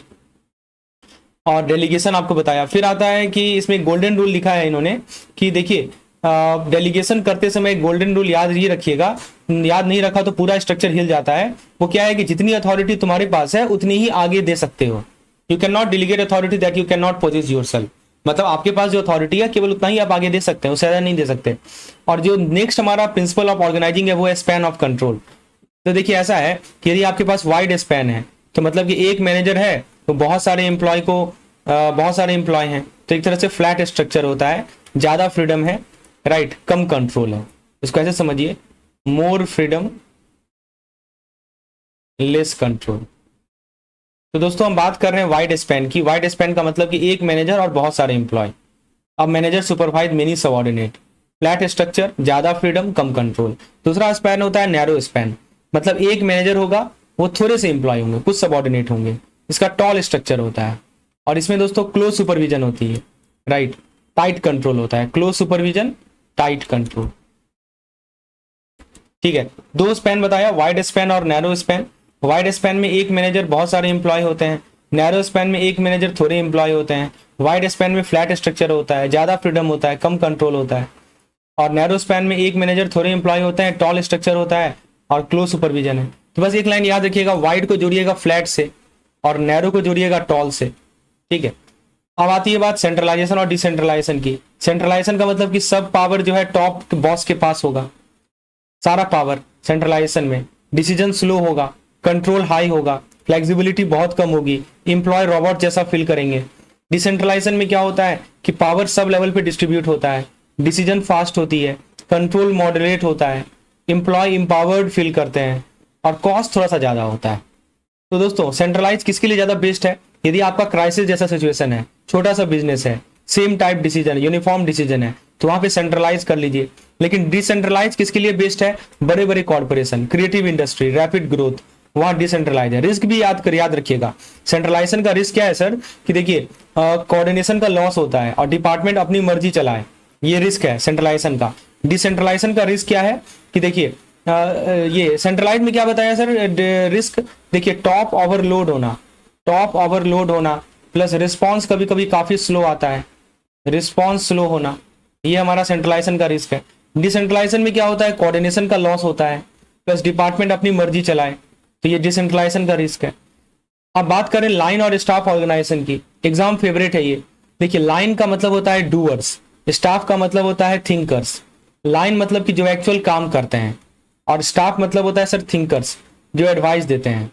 तो बॉस को एक्सपर्ट गाइडेंस मिले और प्लस कमांड क्लियर रखें। तो एक बताया आपको लाइन अथॉरिटी। लाइन अथॉरिटी का मतलब डूअर्स होते हैं, राइट, यानी जो एक्चुअल काम करते हैं, और स्टाफ होते हैं हमारे थिंकर, जो एडवाइस देते हैं। पर्पस यही है कि बॉस को एक्सपर्ट गाइडेंस मिले और प्लस कमांड क्लियर रहे। Expert advice, clear chain of command, ये दो पर्पस है। स्टाफ कितने तरह के होते हैं? एक होते हैं स्टाफ असिस्टेंट, जो कि जैसे पर्सनल सेक्रेटरी हो गए, पर्सनल असिस्टेंट हो गए, और एक होते हैं स्टाफ सुपरवाइजर, जो कि लीगल एडवाइजर हैं, पीआर ऑफिसर हैं, क्वालिटी कंट्रोल है। तो दोस्तों स्मार्ट मैनेजर वही है ना जो सिर्फ काम नहीं करता बल्कि सही लोगों को सही पावर देकर सिस्टम चलाता है। सही लोगों को सही पावर देना और फिर सिस्टम चलाना, इसे ही बोलते हैं स्मार्ट मैनेजर, राइट। और यही सब चीज़ यहाँ पे आप सीख रहे हैं। सेंट्रलाइजेशन क्या है, डिसेंट्रलाइजेशन क्या है, कहाँ बेस्ट है, कहाँ पे वर्स्ट है, लाइन स्टाफ में क्या अंतर होता है। लाइन यानी डूअर होते हैं, स्टाफ यानी थिंकर होते हैं, एडवाइस करते हैं। चलिए एक बार क्विक रिवीजन कर लें जो पॉइंट अभी तक हमने देखा। ऑर्गेनाइजिंग का मतलब होता है सर कि कैसे मैनेज करें, हाउ टू मैनेज, क्या मैनेज करना है वो प्लानिंग में होता है। यूनिटी ऑफ कमांड बोलता है एक बॉस होना चाहिए। यूनिटी ऑफ डायरेक्शन होता है एक प्लान होना चाहिए। स्केलर चेन हमारा अथॉरिटी की लैडर होती है। स्पैन ऑफ कंट्रोल यानी कितने लोग आपके अंदर हैं। डेलीगेशन का मतलब कि अपने काम को आगे बढ़ाना दूसरे को, लेकिन रिस्पॉन्सिबिलिटी आपकी ही रहेगी। काम भले ही आप दूसरे को दे रहे हैं, responsibility will be yours. Hierarchy यानी दोस्तों ऑर्गेनाइजेशन का जो पिरामिड स्ट्रक्चर होता है उसको हायरार्की बोलते हैं। ठीक है, तो 5 स्टेजेस याद रहेंगे ना ऑर्गेनाइजिंग के। चलिए अब हम लोग आगे बढ़ते हैं अगले स्लाइड की ओर। और फ्रेंड्स यहाँ पे हम लोग बात करेंगे लाइन एंड स्टाफ ऑर्गेनाइजेशन की। देखिए लाइन में क्या होता है कि काम करने वाला, मैंने अभी आपको बताया था कि काम करने वाला होता है लाइन अथॉरिटी, और स्टाफ मतलब कि सोचने वाला, जो हमारे एक्सपर्ट हो गए, राइट, और जो हमारे थिंकर्स हैं वो कहलाते हैं स्टाफ अथॉरिटी। और लाइन अथॉरिटी मतलब काम करने वाला यानी डूअर जिसको बोलते हैं। तो पिलर्स क्या है? एक है हमारा लाइन अथॉरिटी जो ऑर्डर देगा प्लस फाइनल डिसीजन लेगा, और स्टाफ अथॉरिटी जो एडवाइस देना। लाइन मतलब काम करने वाला, स्टाफ एक्सपर्टाइज, स्टाफ मतलब सोचने वाला, एक्सपर्ट जो होता है। तो स्टाफ अथॉरिटी में एडवाइस देगा और रिसर्च करेगा। दोनों का अलग अलग लाइन है। दोस्तों एडवांटेज क्या है? देखिए लाइन का लोड कम हो जाता है, स्टाफ पेपर वर्क हैंडल करता है क्योंकि वो expertise, thinker, right. Advise research का काम स्टाफ वाले का हो जाता है, और कमांड करवाना, एग्जीक्यूट करवाना, ये सब लाइन वाले का काम होता है। ठीक है, तो लाइन मतलब डूइंग, स्टाफ मतलब थिंकिंग। तो फायदा यही होता है कि लाइन का लोड कम हो जाता है, स्टाफ पेपर वर्क हैंडल कर लेते हैं, एक्सपर्ट एडवाइस मिलता है, मतलब बेटर डिसीजन आप ले पाते हैं, क्लियर डिवीजन होता है कि इसको पता होता है कि लाइन वाले को क्या करना है, स्टाफ वाले को क्या करना है, क्लियर स्प्लिट है अथॉरिटी और स्पेशलाइज नॉलेज में। डिसीजन बैलेंस होता है, यानी प्रैक्टिकल डिसीजन आप ले सकते हैं, प्रैक्टिकल और टेक्निकल का कॉम्बो का फायदा मिलता है सर आपको, प्रैक्टिकल और टेक्निकल का कॉम्बो का फायदा मिलता है। फिर रिसर्च एंड डेवलपमेंट को बूस्ट मिलती है, यानी इनोवेशन चलता रहता है, लर्निंग मिलती है, यानी लाइन मैनेजर नए नए स्किल्स सीखते हैं। देखिए, लाइन एग्जीक्यूट करेगा, स्टाफ एलिवेट करेगा, इसको एक लाइन में ऐसे याद रखिए। लाइन क्या करेगा सर? एग्जीक्यूट करेगा, और स्टाफ क्या करेंगे? स्टाफ एलिवेट करेंगे। चलिए, तो अब आता है सर एक कमिटी ऑर्गेनाइजेशन, यानी ग्रुप डिसीजन सिस्टम बोलते हैं इसको। एक बंदा नहीं, ग्रुप मिलकर डिसीजन लेते हैं। इसका एडवांटेज क्या है, इसका डिसएडवांटेज क्या है? देखिए, एडवांटेज क्या है कि बेटर डिसीजन आप ले पाते हैं, क्योंकि मल्टीपल एक्सपर्ट होते हैं, भी फेल हो जाती है। तो स्टाफिंग को समझने के लिए गोल्डन इक्वेशन याद रखिए, right person, right job, right time. मतलब राइट पर्सन को राइट जॉब पे, राइट प्लेस पे सेलेक्ट करना, राइट। तो यही स्टाफिंग का कोर कंसेप्ट है। स्टाफिंग एक कंटिन्यूस प्रोसेस होती है, जिसमें ऑर्गेनाइजेशन की नीड्स को ह्यूमन कैपेबिलिटी के साथ मैच किया जाता है। की पॉइंट को मैं हाईलाइट कर देता हूँ कि ह्यूमन कैपेबिलिटी को ऑर्गेनाइजेशन की नीड्स के साथ मैच किया जाता है। और दोस्तों, ये स्टाफिंग हायरिंग तक सीमित नहीं होती, यह स्टार्ट से एंड तक एक कंप्लीट एचआर साइकिल है। तो देखिए, स्टाफिंग का मेन स्टेप ध्यान से सुन लीजिए, एग्जाम में डायरेक्ट पूछे जाते हैं। पहला होता है सर मैन पावर प्लानिंग, यानी फ्यूचर में कितने लोग चाहिए, राइट। फ्यूचर में कितने लोग चाहिए, किस स्किल के लिए चाहिए। रिक्रूटमेंट, यानी सुटेबल कैंडिडेट का पूल बनाना। सिलेक्शन, यानी बेस्ट कैंडिडेट को चूज करना। ट्रेनिंग एंड डेवलपमेंट, यानी दोस्तों एम्प्लॉयमेंट की स्किल को शार्प बनाना। परफॉर्मेंस अप्रेजल, यानी काम का इवैल्यूएशन करना। कॉम्पेंसेशन, यानी एम्प्लॉय के कंट्रीब्यूशन को रिवार्ड करना। तो फ्रेंड्स याद रखेंगे, स्टाफिंग मतलब हायरिंग, डेवलपिंग और रिटेनिंग टैलेंट, ये तीन चीज का कॉम्बो होता है। फ्रेंड्स, यदि स्टाफिंग के फंक्शन की बात कर लें तो स्टाफिंग इतनी इंपॉर्टेंट क्यों है? क्योंकि दोस्तों स्टाफिंग का सबसे बड़ा फायदा है सर कि ये क्वांटिफाइड टैलेंट है।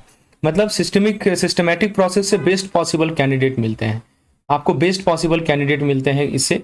ऑप्टिमम एचआर यूटिलाइजेशन है सर, ना एम्प्लॉय आइडल बैठे, ना बर्न आउट हो, मतलब परफेक्ट बैलेंस हो। प्रोडक्टिविटी बढ़ जाती है, जब राइट पर्सन को राइट जॉब करते हैं ना, तो आउटपुट ऑटोमेटिकली बढ़ जाती है। मोराल बढ़ती है सर, यानी मेरिट के बेसिस पर प्लेसमेंट हो तो जॉब सेटिस्फेक्शन और मोटिवेशन दोनों बढ़ता है। ग्रोथ हो जाता है, ऑर्गेनाइजेशन ग्रोथ होता है, क्योंकि स्टाफिंग फ्यूचर के लिए बेंच स्ट्रेंथ क्रिएट करती है, यानी बैकअप रेडी रखती है। यूनिवर्सल है, स्टाफिंग सिर्फ टॉप मैनेजमेंट का काम नहीं है, हर मैनेजरियल लेवल पर होती है स्टाफिंग। फ्रेंड्स, स्टाफिंग के कुछ स्ट्रेटजिक ऑब्जेक्टिव भी होते हैं, एग्जाम के लिए बहुत इंपॉर्टेंट है। जैसे पहला देखिए, प्लेसमेंट ऑब्जेक्टिव है, यानी एम्प्लॉय के स्किल को स्पेसिफिक जॉब रोल से मैच करना। देखिए, एक तरफ हमारा स्किल है और एक तरफ हमारा जॉब रोल है, दोनों को क्या करते हैं सर? मैच करते हैं। फिर आता है डेवलपमेंट। डेवलपमेंट का मतलब कंटिन्यूस लर्निंग और ग्रोथ इंश्योर करना। पॉलिसी, यानी फेयर प्रमोशन और ट्रांसपेरेंट पॉलिसी बनाना। रिलेशनशिप ऑब्जेक्टिव, यानी एम्प्लॉयर और एम्प्लॉय के बीच हार्मोनियस रिलेशन को मेंटेन करना।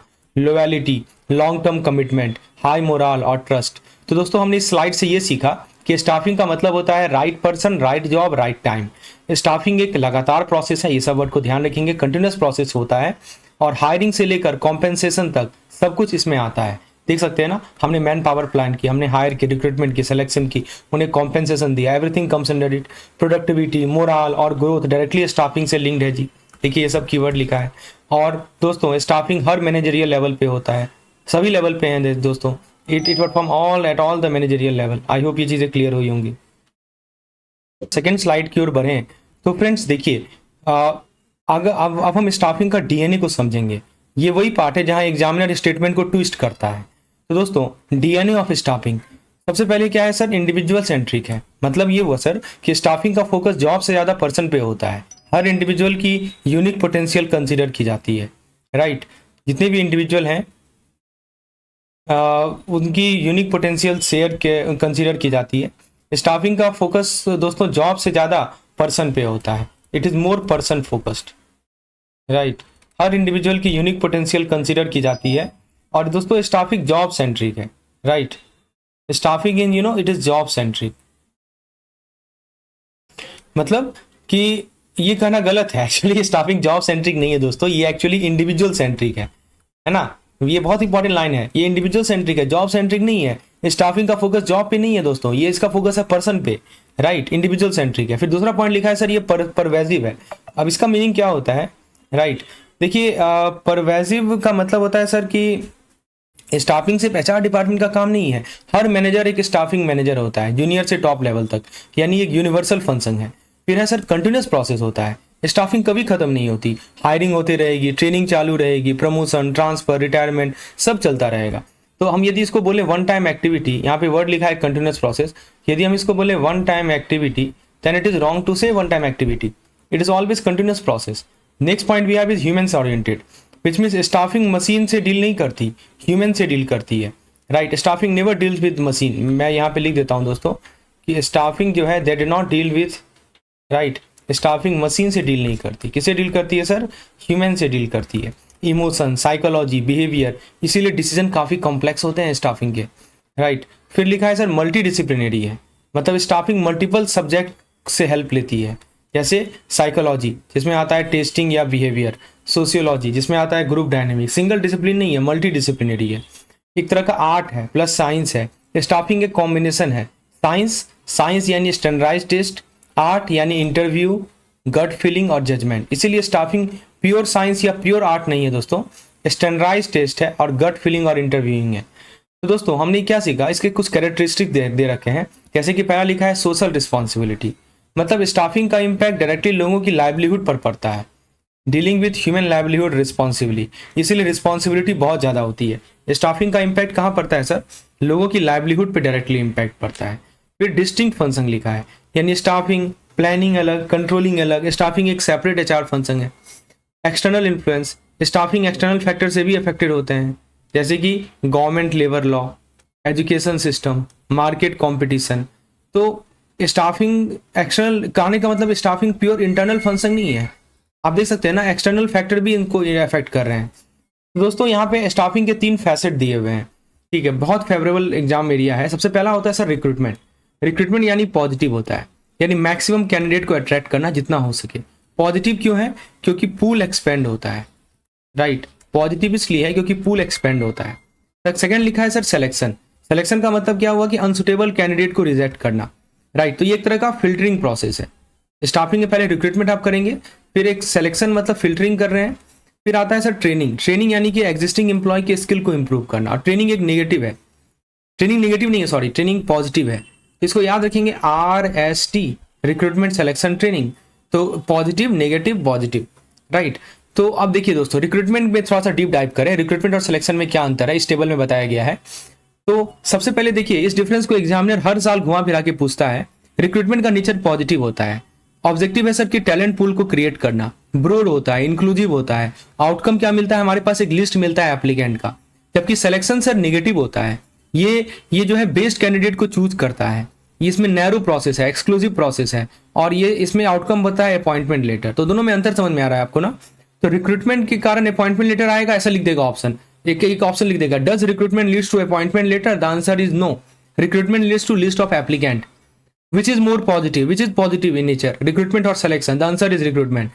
So you should know all these things and that will help you to eliminate the wrong option. Now friends, आइए बात करते हैं मॉडर्न रिक्रूटमेंट टाइप की।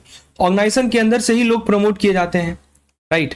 तो इसलिए लिखा है internal recruitment, promote from with in, ये सस्ता होता है, राइट, मोरल को, एम्प्लॉय के मोरल को बूस्ट करता है, और सर मोटिवेशन भी इंक्रीज होती है। तो हमने सर इस स्लाइड में क्या क्या सीखा, what we have learned in this slide, एक बार रैपिड फायर रिवीजन करते हैं। सबसे पहले मैंने ये बताया कि स्टाफिंग जो होती है वो इंडिविजुअल सेंट्रिक होती है, जॉब सेंट्रिक नहीं होती, और ये कंटिन्यूस प्रोसेस होती है। हर मैनेजर स्टाफिंग करता है। स्टाफिंग एक आर्ट है, स्टाफिंग एक साइंस है।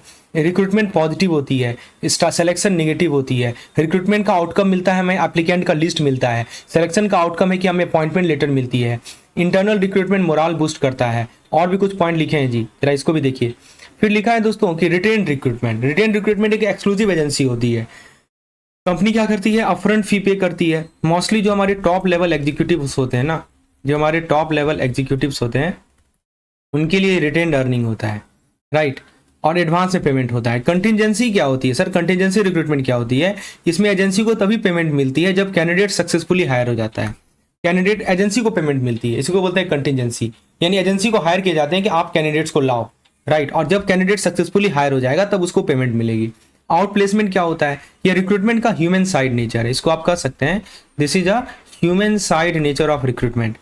यानी दोस्तों कंपनी डिपार्टिंग एम्प्लॉय को न्यू जॉब फाइंड करने में हेल्प करती है, assisting departing employee in finding new job role. एक तरह से सोशल रिस्पॉन्सिबिलिटी, मतलब जो लोग छोड़ के जा रहे हैं उनको नया जॉब फाइंड करने में हेल्प करती है, उसको बोलते हैं आउट प्लेसमेंट।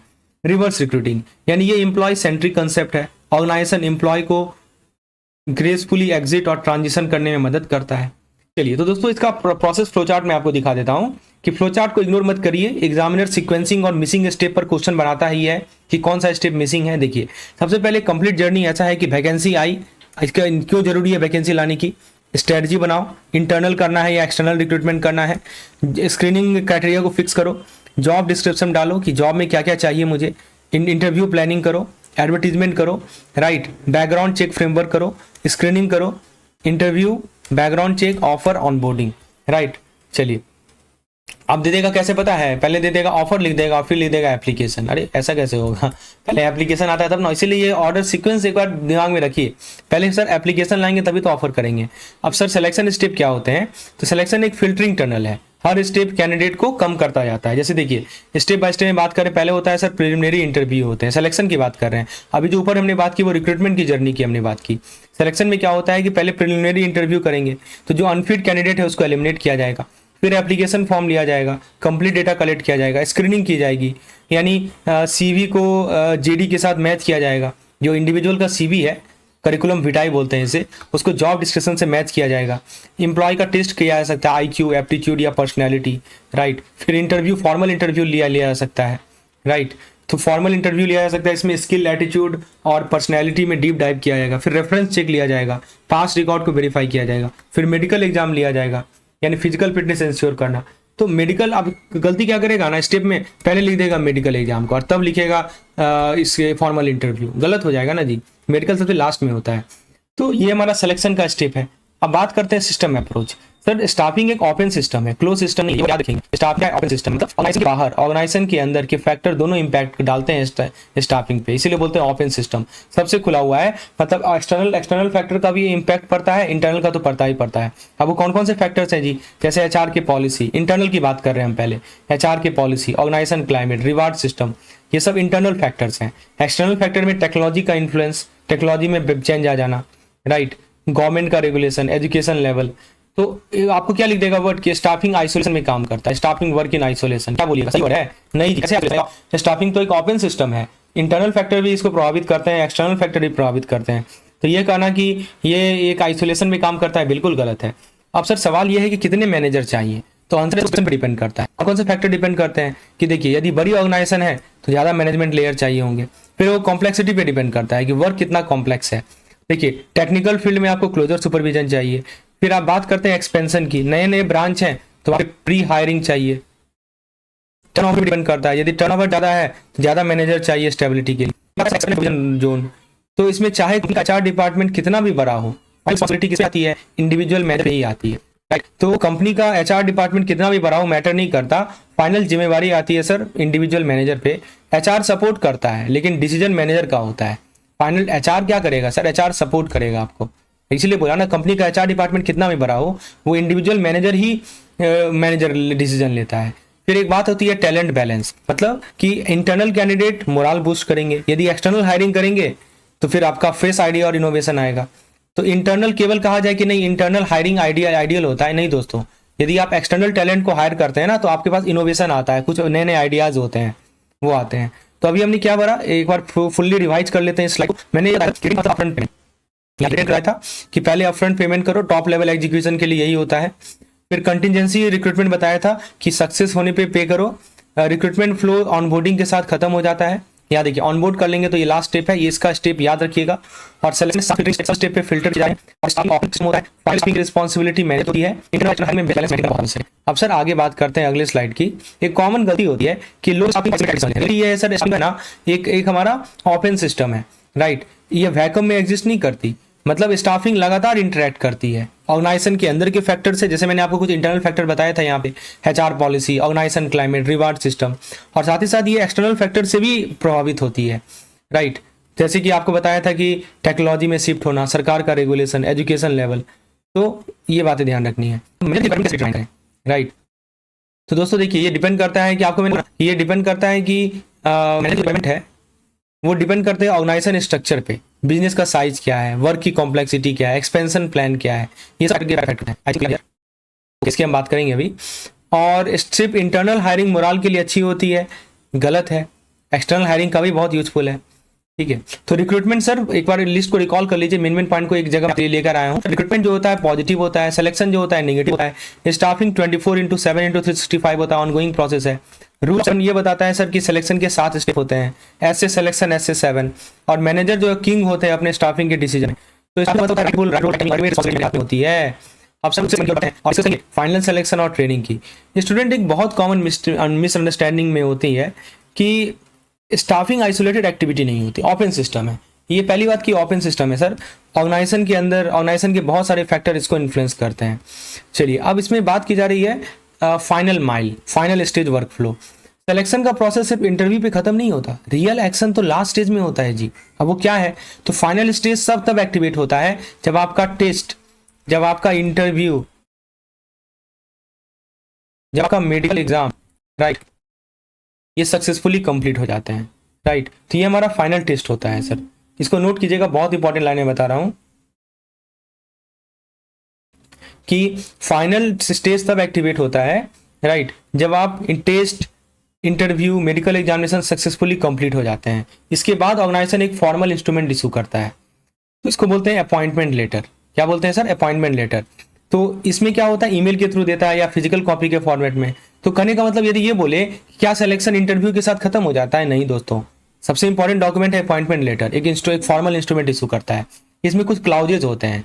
क्या क्लाउजेज होते हैं जी, कि वर्किंग आवर क्या होगा, रिमनरेशन क्या होगा, लीव पॉलिसी क्या होगी, राइट, या आपका कोड ऑफ कंडक्ट क्या होगा, ये सभी चीजें होती है हमारी वाइटल क्लॉजेज में।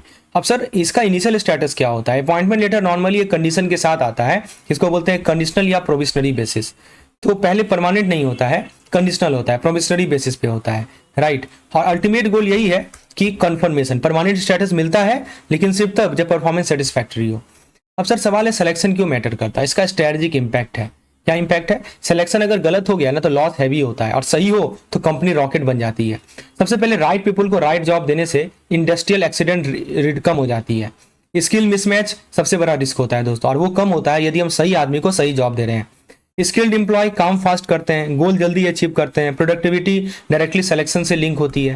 सर एक मोरल लूप होता है, जॉब सेटिस्फेक्शन हाई हो जाता है तो प्रोडक्टिविटी बढ़ जाती है, टर्नओवर बढ़ जाती है। देखिए ना, हाई जॉब सेटिस्फेक्शन है तो प्रोडक्टिविटी बढ़ेगी, टर्नओवर कम हो जाएगी, राइट, एक पॉजिटिव साइकिल क्रिएट होगा। सक्सेस मैट्रिक है, कंपनी की जो रियल सक्सेस है वो बिल्डिंग से मेजर नहीं होती, वो उसके वर्कफोर्स कैपेबिलिटी से मेजर होती है। फिर दूसरी बात आती है सर ट्रेनिंग एंड डेवलपमेंट की। ट्रेनिंग का टेक्स्ट बुक कीवर्ड लिखा हुआ है कि systematic enhancement of skill, knowledge and capacity. Random learning की बात नहीं हो रही है sir, we are talking about the planned and systematic process. Yes, we are dealing with it, plan and systematic process, right. एक टर्म होता है TNA, training need analysis. Training सबको एक जैसी नहीं दी जाती, नीड के अकॉर्डिंगली दी जाती है। जैसे कोई नया एम्प्लॉय है, राइट, तो उसका पर्पज है ओरिएंटेशन, रूल्स को समझाया जाता है, वर्क इन्वायरमेंट में एडजस्ट होना बताया जाता है। कोई हमारा एग्जिस्टिंग स्टाफ है, उसका पर्पज है स्किल अपग्रेड करना, रिलेवेंट रहना, मार्केट और टेक्नोलॉजी के साथ रिलेवेंट रहना। कोई प्रमोशन वाला केस है, कोई टेक्नोलॉजी चेंज वाला केस है, इसका पर्पज है नया मशीन बताना, नया सॉफ्टवेयर बताना, न्यू सिस्टम हैंडल करना। एक्सपीरियंस से काम नहीं चलता। और कोई प्रमोशन वाला केस है तो उसका पर्पज है हाई रिस्पॉन्सिबिलिटी के लिए तैयार रखना, लीडरशिप स्किल डेवलप करना। तो आप क्या देख रहे हैं सर, कि आप देख रहे हैं कि ट्रेनिंग सबको एक जैसी नहीं दी जा रही है, नई एम्प्लॉय को अलग चीज की ट्रेनिंग दी जा रही है, एग्जिस्टिंग स्टाफ को अलग दी जा रही है। सो ट्रेनिंग नीड एनालिसिस, यानी कि नीड के अकॉर्डिंगली ट्रेनिंग होती है। आखिर जरूरत क्या है उस एम्प्लॉय को, प्रमोशन जरूरत है तो उसको फिर हाई लेवल ऑफ रिस्पॉन्सिबिलिटी के लिए तैयार करो, लीडरशिप स्किल दो, राइट। एग्जिस्टिंग स्टाफ है तो उनके स्किल को अपग्रेड कीजिए, रेलेवेंट रखिए, मार्केट रेलेवेंट रखिए। नए एम्प्लॉय हैं तो उनके लिए अलग चीजें हैं। तो एक बार रिकॉल कर ले इस स्लाइड को फास्ट वे में। मैंने आपको यह बताया कि पहली बात ये याद रखिएगा कि सिलेक्शन अपॉइंटमेंट लेटर से खत्म होती है, सिलेक्शन इंटरव्यू से खत्म नहीं होती। फिर मैंने यह बताया कि appointment letter mostly provisionary nature का होता है, फाइनल गोल होता है कंफर्मेशन। और राइट सिलेक्शन से क्या होता है कि सेफ्टी बढ़ती है, सेफ्टी आती है, प्रोडक्टिविटी बढ़ती है। ट्रेनिंग में 3 चीज बताया, स्किल, नॉलेज और कैपेसिटी। और ट्रेनिंग नीड चेंज होती है पर्सन और सिचुएशन के साथ। तो देखिए, राइट सिलेक्शन डिसाइड करेगा राइट परफॉर्मेंस, और राइट ट्रेनिंग डिसाइड करता है लॉन्ग टर्म सक्सेस। चलिए अब हम आगे बढ़ते हैं और बात करते हैं कि ट्रेंड वर्कफोर्स का क्या बेनिफिट है। दोस्तों, ट्रेनिंग कोई एक्सपेंस नहीं होती, ट्रेनिंग एक तरह का इन्वेस्टमेंट होता है, right. Trained employee self reliant होते हैं, काम बार बार चेक करने की नीड नहीं होती, सुपरविजन कॉस्ट ऑटोमेटिकली कम हो जाता है, क्योंकि आपने स्टाफ को ट्रेनिंग दी है ना, तो वो सेल्फ रिलायंट है, अपने पे विश्वास है, सुपरवाइज करने की आवश्यकता नहीं है। सेफ्टी, प्रॉपर ट्रेनिंग का मेजर बेनिफिट है कि जो वर्क प्लेस एक्सीडेंट है उसमें वो कम हो जाएगी, वर्क प्लेस एक्सीडेंट में डिक्रीज हो जाएगी, क्योंकि देखिए राइट मेथड वो फॉलो करेंगे, राइट, और राइट स्किल इनके पास रहेगा। इन दोनों का इफेक्ट क्या होता है कि आपकी वर्किंग सेफ हो जाती है, समझे। फिर आती है सर स्टेबिलिटी, ट्रेनिंग से मोरल बढ़ता है, जॉब सेटिस्फेक्शन बढ़ता है, एब्सेंटिज्म कम होती है, टर्नओवर कम होती है। फिर सर ग्रोथ, यानी ट्रेंड एम्प्लॉय को इंटरनल प्रमोशन के चांस जल्दी मिलते हैं, कैरियर पाथ इनका क्लियर होता है। ये सब बेनिफिट्स हैं, lower supervision, safety, stability, growth. दो तरह के ट्रेनिंग होते हैं, on the job, of the job. Examiner को ये कंपैरिजन बहुत पसंद है। ऑन द जॉब का मतलब कि एक्चुअल वर्क प्लेस पे ही ट्रेनिंग दे दो, ये लर्निंग बाय डूइंग होता है, करो तो सीखो। और लो और बहुत सस्ता होता है, इकोनॉमिकल होता है, जैसे जॉब रोटेशन आपने कर दिया, मेंटरिंग कर दिया, कोचिंग कर दिया, तो इसको बोलते हैं प्रोडक्टिविटी के साथ लर्निंग। एक होता है ऑफ द जॉब ट्रेनिंग, यानी कि वर्क प्लेस के बाहर होता है, कोई क्लासरूम रहा या कोई ट्रेनिंग सेंटर रहा, वहां पे करवाई जाती है, राइट। तो ये सिमुलेटेड लर्निंग होती है और इसका खर्चा ज़्यादा होता है, जैसे वर्कशॉप हो गए, सेमिनार हो गए, केस स्टडीज हो गए, वेस्टिब्यूल लर्निंग, वेस्टिब्यूल ट्रेनिंग बोलते हैं इसको। तो ऑन द जॉब मतलब real work, real learning. Of the job मतलब कि practice before reality. Sir retention की बात कर लें तो देखिए, हायरिंग टैलेंट टफ है ना, हायरिंग टैलेंट जो है काफ़ी टफ है, लेकिन रिटेनिंग टैलेंट और भी टफ है, राइट। टैलेंट को हायर करना टफ है, लेकिन उसको रिटेन करना और भी टफ है। रिटेंशन सिर्फ सैलरी का गेम नहीं है, यह इंगेजमेंट और इन्वायरमेंट का गेम है, right. They are mention, it's about engagement, it's about environment, right. तो दोस्तों एक रूल है जिसको बोलते हैं 5x रूल। ये रूल क्या कहता है कि सर इंगेज एम्प्लॉय जो होते हैं वो 5 गुना लेस लाइकली होते हैं जॉब छोड़ने की, because employee engagement leads to 5 times lower probability of quitting. तो एक तरह का कहने का मतलब ये हुआ सर कि जो हमारा इंगेजमेंट होता है ना, प्लीज नोट इट डाउन, जो हम इंगेजमेंट कहते हैं ये एक तरह का इमोशनल अटैचमेंट होता है। It is a kind of emotional attachment. बिल्कुल सही बात है, इसको बोलते हैं 5x रूल। एक टर्म होता है सर जिसको बोलते हैं बॉस फैक्टर। क्या कहता है कि एम्प्लॉय कंपनी नहीं बॉस को छोड़कर जाते हैं, राइट। तो fair supervision strongest retention factor होता है। एक तो 5x रूल बताया कि जो इंगेज एम्प्लॉय होते हैं 5 गुना ज्यादा लाइकली होते हैं, लेस लाइकली होते हैं जॉब छोड़ने से, क्योंकि वो इमोशनली अटैच होते हैं, और बॉस फैक्टर भी होता है। अब रिटेंशन प्रैक्टिस क्या क्या है, तो हायरिंग स्टेज स्ट्रेटजी, यानी रियलिस्टिक जॉब प्रीव्यू दो। रियलिस्टिक आप प्रीव्यू दे रहे तो रियलिस्टिक जॉब प्रीव्यू दीजिए, जॉब का रियलिटी बता दीजिए, फ्यूचर शॉक इससे कम होता है, ठीक है। अच्छा, इससे टर्नओवर जो है आसानी से कम हो जाती है, इट रिड्यूसेस द टर्नओवर। दूसरी बात है सोशलाइज करो, यानी नए एम्प्लॉय को टीम में इंटीग्रेट करो, कल्चर समझाओ, रिटेंशन बढ़ती है। कॉम्पेंसेशन ट्रिनिटी क्या है कि हाई सैलरी यानी डायरेक्ट रिटेंशन पे इंपैक्ट पड़ता है। कस्टमाइज रिवार्ड यानी पर्सनल सेटिस्फैक्शन बढ़ती है। Tenure linked reward, long term loyalty build होती है। केवल सैलरी एनफ नहीं है, कस्टमाइज रिवार्ड दो, टेनर लिंक्ड रिवार्ड दो।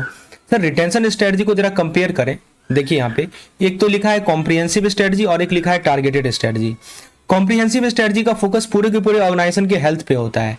कहाँ से डेटा मिलता है हमें कॉम्प्रिहेंसिव स्ट्रेटजी का, तो हम रिसर्च से डेटा लेते हैं, इंडस्ट्री बेंचमार्किंग करते हैं।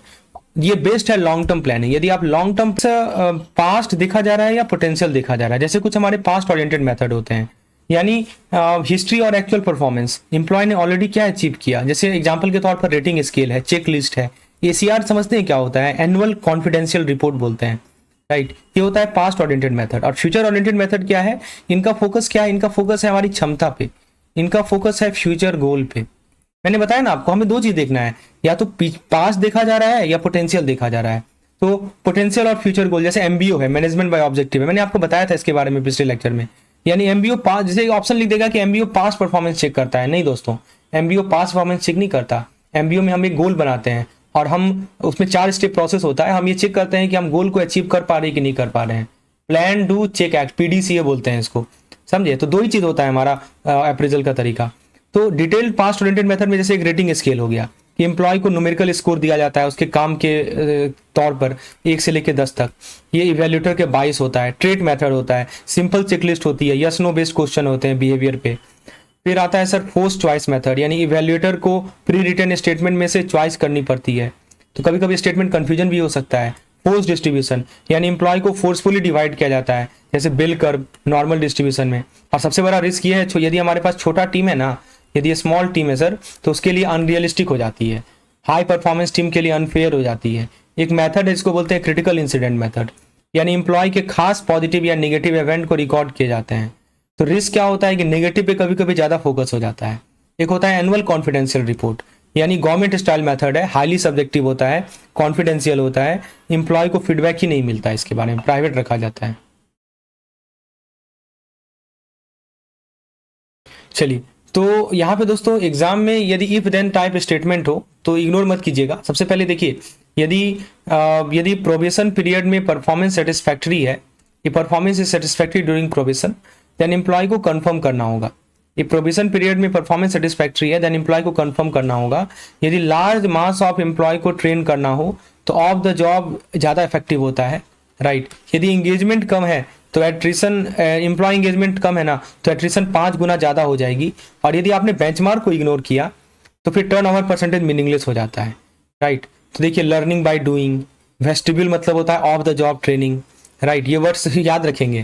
फिर फेयर सुपरविजन का मतलब होता है सबसे क्रिटिकल रिटेंशन फैक्टर होता है, सीखी तो आपको बताया ही। तो मैंने आपको यह बताया सर कि पास्ट ओरिएंटेड पास्ट परफॉर्मेंस पे फोकस्ड होता है अप्रेजल का, जो फ्यूचर ओरिएंटेड अप्रेजल होता है वो पोटेंशियल को मेजर करता है। रेटिंग स्केल में बायस रिस्क है, फोर्स डिस्ट्रीब्यूशन बेल कर्व होता है, एसीआर सब्जेक्टिव है, कॉन्फिडेंशियल है, एमबीओ फ्यूचर ग्रोथ पे फोकस होता है। तो पास्ट मेथड बताते हैं कि क्या हुआ, फ्यूचर मेथड बताते हैं कि क्या हो सकता है। I hope the difference is crystal clear. ठीक है, यहाँ से आई होप द ये तो डिफरेंस क्रिस्टल क्लियर हो ही गया होगा। अब हम आगे बढ़ते हैं अगले स्लाइड की ओर और जरा देखते हैं कि परफॉर्मेंस अप्रेजल की मेथड्स को, जो हमारा फ्यूचर ओरिएंटेड है, राइट, उसमें कौन कौन से मेथड्स होते हैं, एक बार उसको हम लोग एनालाइज करते हैं। तो जैसे देखिए, एक तो लिखा है MBO, management by objective, right. MBO stands for management by objective. इसमें क्या होता है सर कि इसका कोर बहुत सिंपल है कि मैनेजर और सबॉर्डिनेट मिलके गोल डिसाइड करते हैं, राइट, राइट। मैनेजर और सबॉर्डिनेट मिलकर जो है गोल को डिसाइड करते हैं, दैट इज कॉल्ड इसी को हम लोग बोलते हैं that is called MBO, right. तो इसमें गोल क्या होता है, इसमें देखिए गोल सेटिंग ज्वाइंटली होगी, कंटिन्यूस रिव्यू होगा, करेक्टिव एक्शन लिया जाएगा, मतलब मैनेजर और सबॉर्डिनेट मिलकर गोल डिसाइड करते हैं। और इससे क्या होता है, परफॉर्मेंस इंप्रूवमेंट होता है, देखिए लिखा गया है। और हम इवेल्यूशन कैसे करते हैं कि गोल देखते हैं हमने क्या गोल सेट किया और हम कहाँ तक पहुंच पाए। ये कोई फिक्स नंबर नहीं है, तो जैसे लिख देगा क्या कि एमबीओ जो है फिक्स नंबर पे बेस्ड होता है, नहीं दोस्तों, ये गलत स्टेटमेंट है। दूसरा होता है असेसमेंट सेंटर, ये भी हमारा फ्यूचर ओरिएंटेड मेथड है। इसमें क्या होता है सर कि असेसमेंट सेंटर एक high end future oriented method है, high end future oriented method है। बहुत सारे इवेल्युएटर होते हैं, सिचुएशनल टेस्ट होते हैं, पोटेंशियल एनालिसिस होती है, राइट।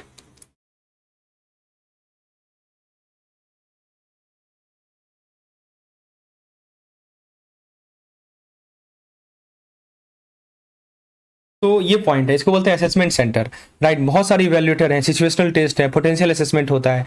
तो जो सुपरवाइजरी और मैनेजरियल लेवल होते हैं ना, उनके लिए ये बेस्ट होता है, राइट, उनके लिए ये सबसे बेस्ट मेथड है।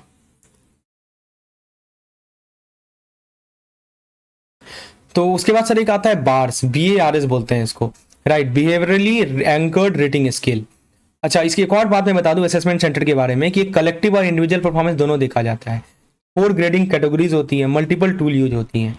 BARS क्या होता है, ये एक्यूरेसी और क्लैरिटी पे फोकस्ड होता है, जैसे कि क्रिटिकल इंसिडेंस मेथड है, बिहेवियरली फोकस रेटिंग है, एंकर क्लियरली डिफाइंड होते हैं। और इसका सबसे बड़ा फायदा है कि अप्रेजल एकदम एक्यूरेट होता है जी, अप्रेजल जो होगा बहुत एक्यूरेट होता है, राइट। जैसे 5 से 10 के बीच में आया तो डिम हो जाएगा, 50 स्तर के बीच में आया तो एग्रीमेंट होगा।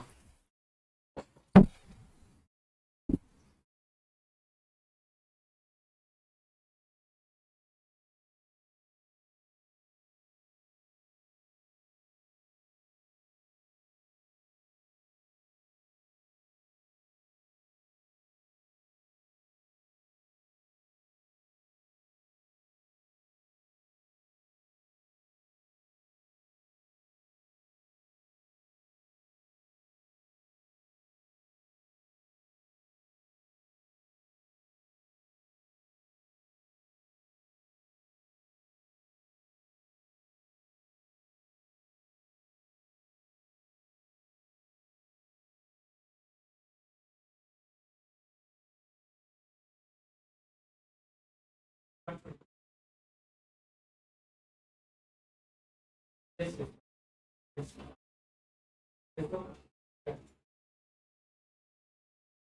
Yes, yes, yes.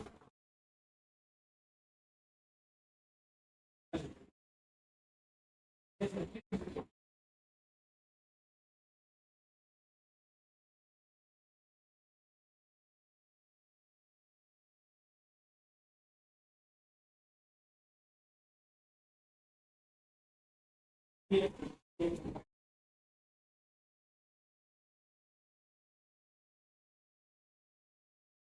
earlier what was the yes, yes.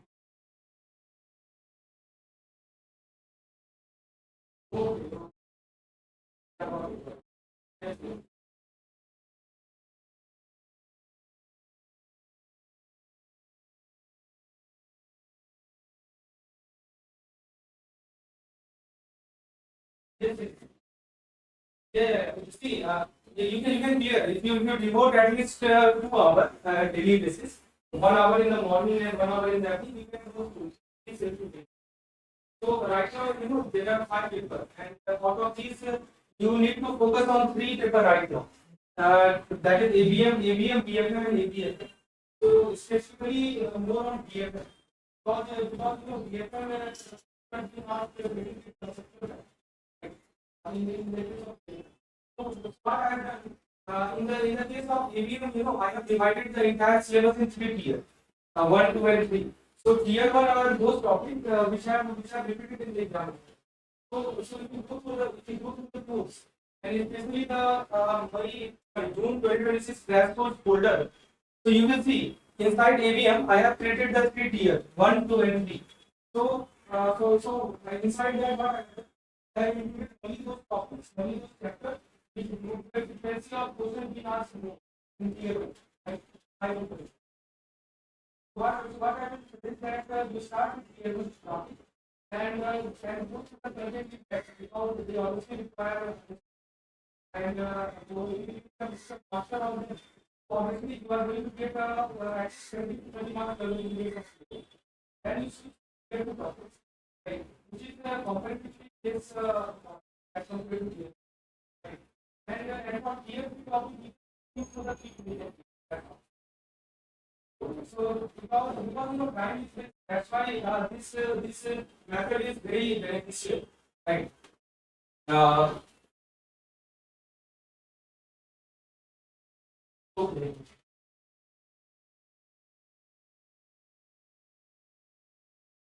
Correct.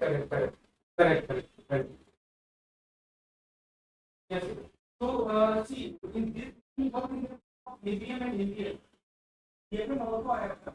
But different module I have done in a module are very. Suppose if you are thinking that you are not able to give your undivided attention to all the topics. So in that case, just focus on 3 modules. That's super important. So that will work. That will work in case of like module A, module B, and module. I think I have mentioned that. There is a separate PDF also I have uploaded in the course, where I have given the weightage of each module. So you can just follow the crash course project. Whatever content is there, just go through the videos, and after so you can see there are videos in English, so also in Hindi also. There's separate folder I have created. So whatever suits you, whichever language you understand easily, just go to the video, and after watching the just go to the either main thing is MCQs and to solve. If you are able to do without watching the video, then very good. Otherwise, the meeting will have you what is that topic. So in this way, you have to put on 1 hours. And when it is just 1 week or 2 for the exam, right? So then there is a capsule folder in your. I have added capsule. Right? So that capsule folder is for final review of the important topics which are happening in the last 6.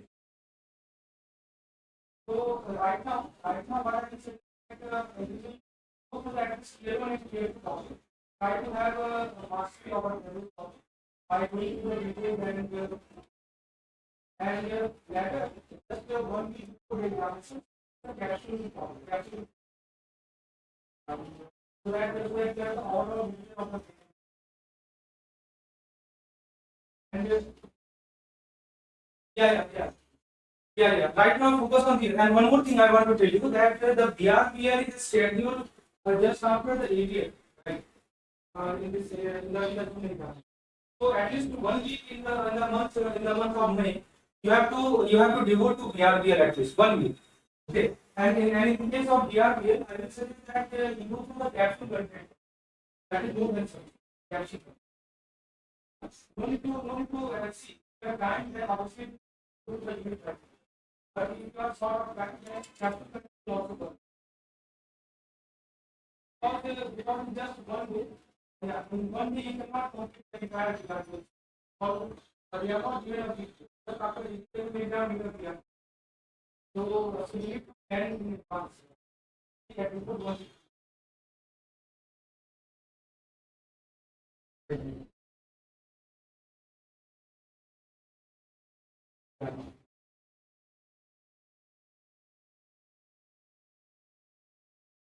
Yes, correct. Yeah. Yes, correct. Yeah. So here my simulator I have done can start with that. And I will correct.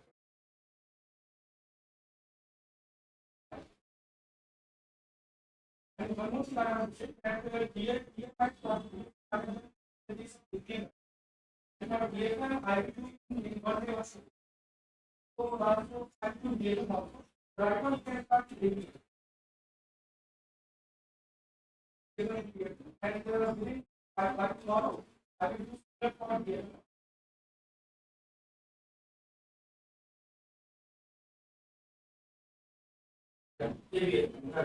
Yes, yes.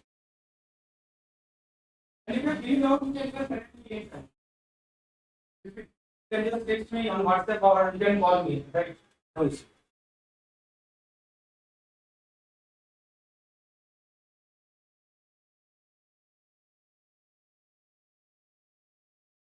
Yes, correct. That is not continuing. PDF take time to comprehend, right?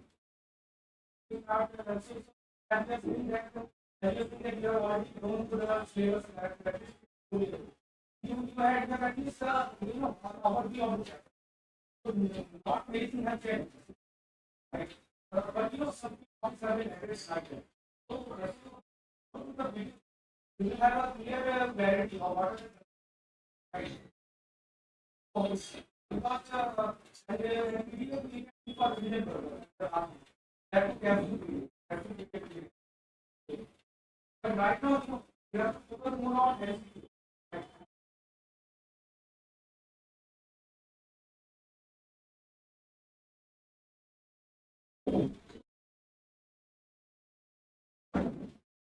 Yes.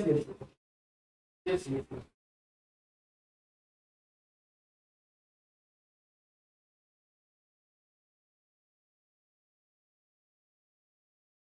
So first of all, you start with AVM and complete with tier 1 and tier 2 all. Right? With AVM, complete tier 1 and tier 2. After completion, you go to BFM and do the similar thing, 1 and 2. Okay. Approximately half of the syllabus, most important one you are completing. Right? And then if you have, and in the last month, 7th day or 14th, just go to the capsule content. Whatever color content I have in the capsule. That will be the best strategy for these 2 months. Whatever time.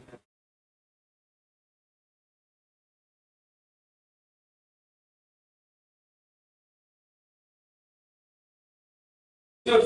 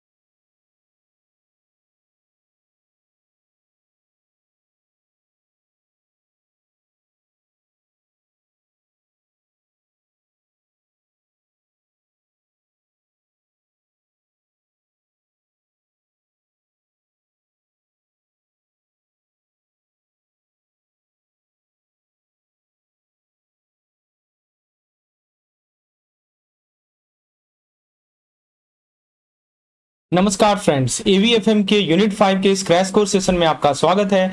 और दोस्तों, आज का हमारा chapter है motivation, the ultimate ready रिकॉर्नर। चलिए दोस्तों, शुरुआत करते हैं अपने इस क्विक रिवीजन सेशन को पहले कंसेप्ट के साथ। दोस्तों, एक सिंपल सा सवाल है, आप पढ़ाई कर रहे हैं क्योंकि मन करता है या सिर्फ एग्जाम पास करना है? यही तो डिफरेंस आज आपको टॉपर बना सकता है। आप जो अभी पढ़ रहे हैं ये लेक्चर, क्यों? क्योंकि मन से पढ़ रहे हैं या एग्जाम क्रैक करना है, किस लिए पढ़ रहे हैं? दोस्तों, कोर कंसेप्ट यही है। मोटिवेशन दो तरह का होता है, इंट्रिंसिक और एक्सट्रिंसिक। यानी अंदर से आती है, जैसे मुझे सीखना है, मुझे इंप्रूव करना है, यहाँ पे काम ही रिवार्ड है, समझ रहे हैं? और सर एक्सट्रिंसिक मतलब होता है कि बाहर से आती है, कि सर मुझे मार्क्स चाहिए, मुझे प्रमोशन चाहिए, मुझे एग्जाम निकालना है क्योंकि मुझे इस पार्टिकुलर फील्ड में, इस पार्टिकुलर स्पेशलाइजेशन में जाना है। तो यहाँ काम सिर्फ रिवार्ड लेने का टूल है।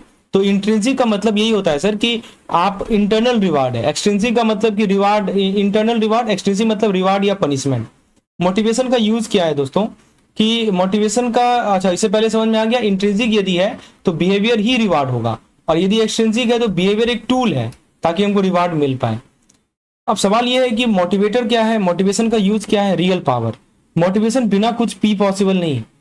प्रोडक्टिविटी बढ़ाता है जी, सेम एफर्ट लेकिन ज्यादा आउटपुट होगा आपका। गोल अचीव कर पाते हैं आप, प्लानिंग को एक्शन में कन्वर्ट कर पाते हैं, यानी आपने जो लिखित में प्लान बनाया उसको एक्चुअली एक्शन में। तो फ्रेंड्स, एक तरह से कहा जाए कि मोटिवेशन को एक वर्ड में आप डिफाइन कर सकते हैं। You can define it like this, it includes planning. पहली बात तो प्लानिंग है, और एक्शन है। इनके बीच में ब्रिज का काम करता है। एक तरफ आपका प्लानिंग है, दूसरी तरफ आपका एक्शन है, और इसके ब्रिज बनता है दोस्तों क्या? मोटिवेशन।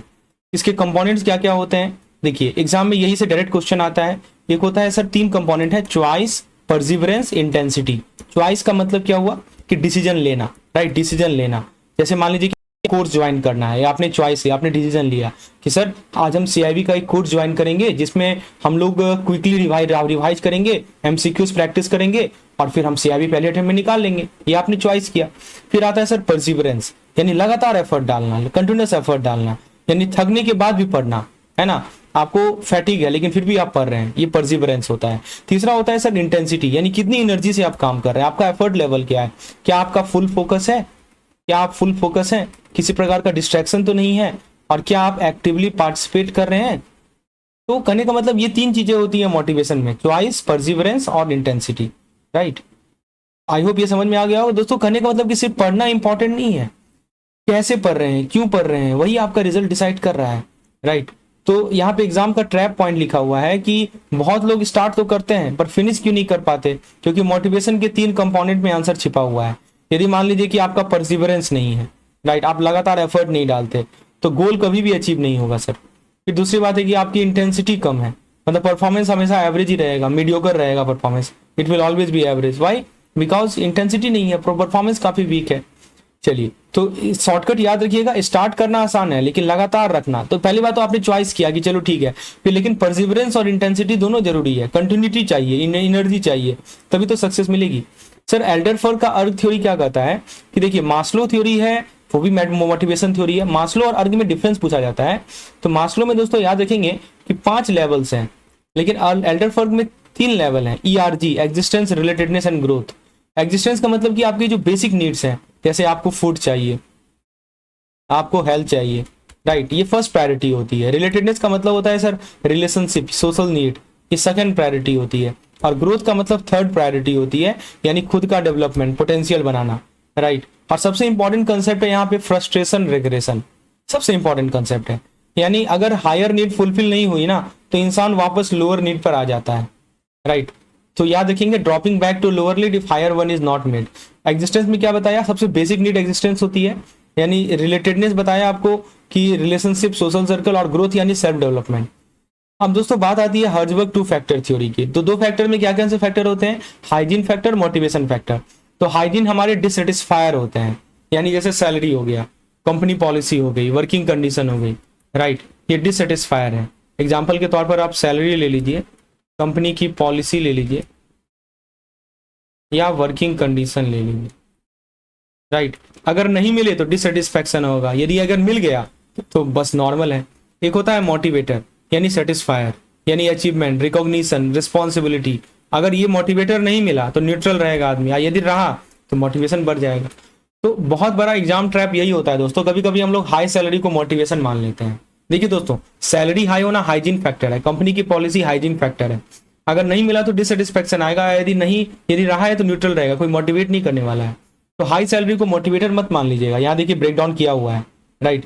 देखिए मोटिवेटर में क्या लिखा है, सेटिस्फायर होते हैं, achievement, recognition, work, responsibility, advancement, ये सेटिस्फायर होते हैं। और हाइजीन डिससेटिस्फायर होते हैं, कंपनी पॉलिसी, सुपरविजन, सैलरी। ये अंतर दोनों में क्लैरिटी रखना है हमें, राइट। चलिए अब दोस्तों हमने क्या सीखा यहाँ से कि देखिए इंट्रिंसिक मतलब कि काम ही हमारा रिवार्ड है, एक्सट्रिंसिक मतलब रिवार्ड के लिए काम करना। मोटिवेशन में आपको बताया सर, मोटिवेशन प्लानिंग और एक्शन के बीच में ब्रिज का काम करता है। 3 कंपोनेंट बताया मोटिवेशन का, चॉइस, परसिवरेंस और इंटेंसिटी। अर्ग का जो अल्डरफोर्ड का अर्ग थ्योरी है, इसमें 3 लेवल आपको बताया हमने, एग्जिस्टेंस, रिलेटेडनेस और ग्रोथ। और दोस्तों हमने ये भी समझाया आपको कि हर्जबर्ग का 2 फैक्टर थ्योरी है, एक हाइजीन है और एक मोटिवेटर है। हाइजीन क्या करता है, डिससेटिस्फेक्शन को रोकता है, और मोटिवेटर आपके सेटिस्फैक्शन परफॉर्मेंस को बढ़ाता है। आई होप ये चीज क्लियर हो गई होंगी। अब सर बात करते हैं मैकलेलैंड के नीड थ्योरी की।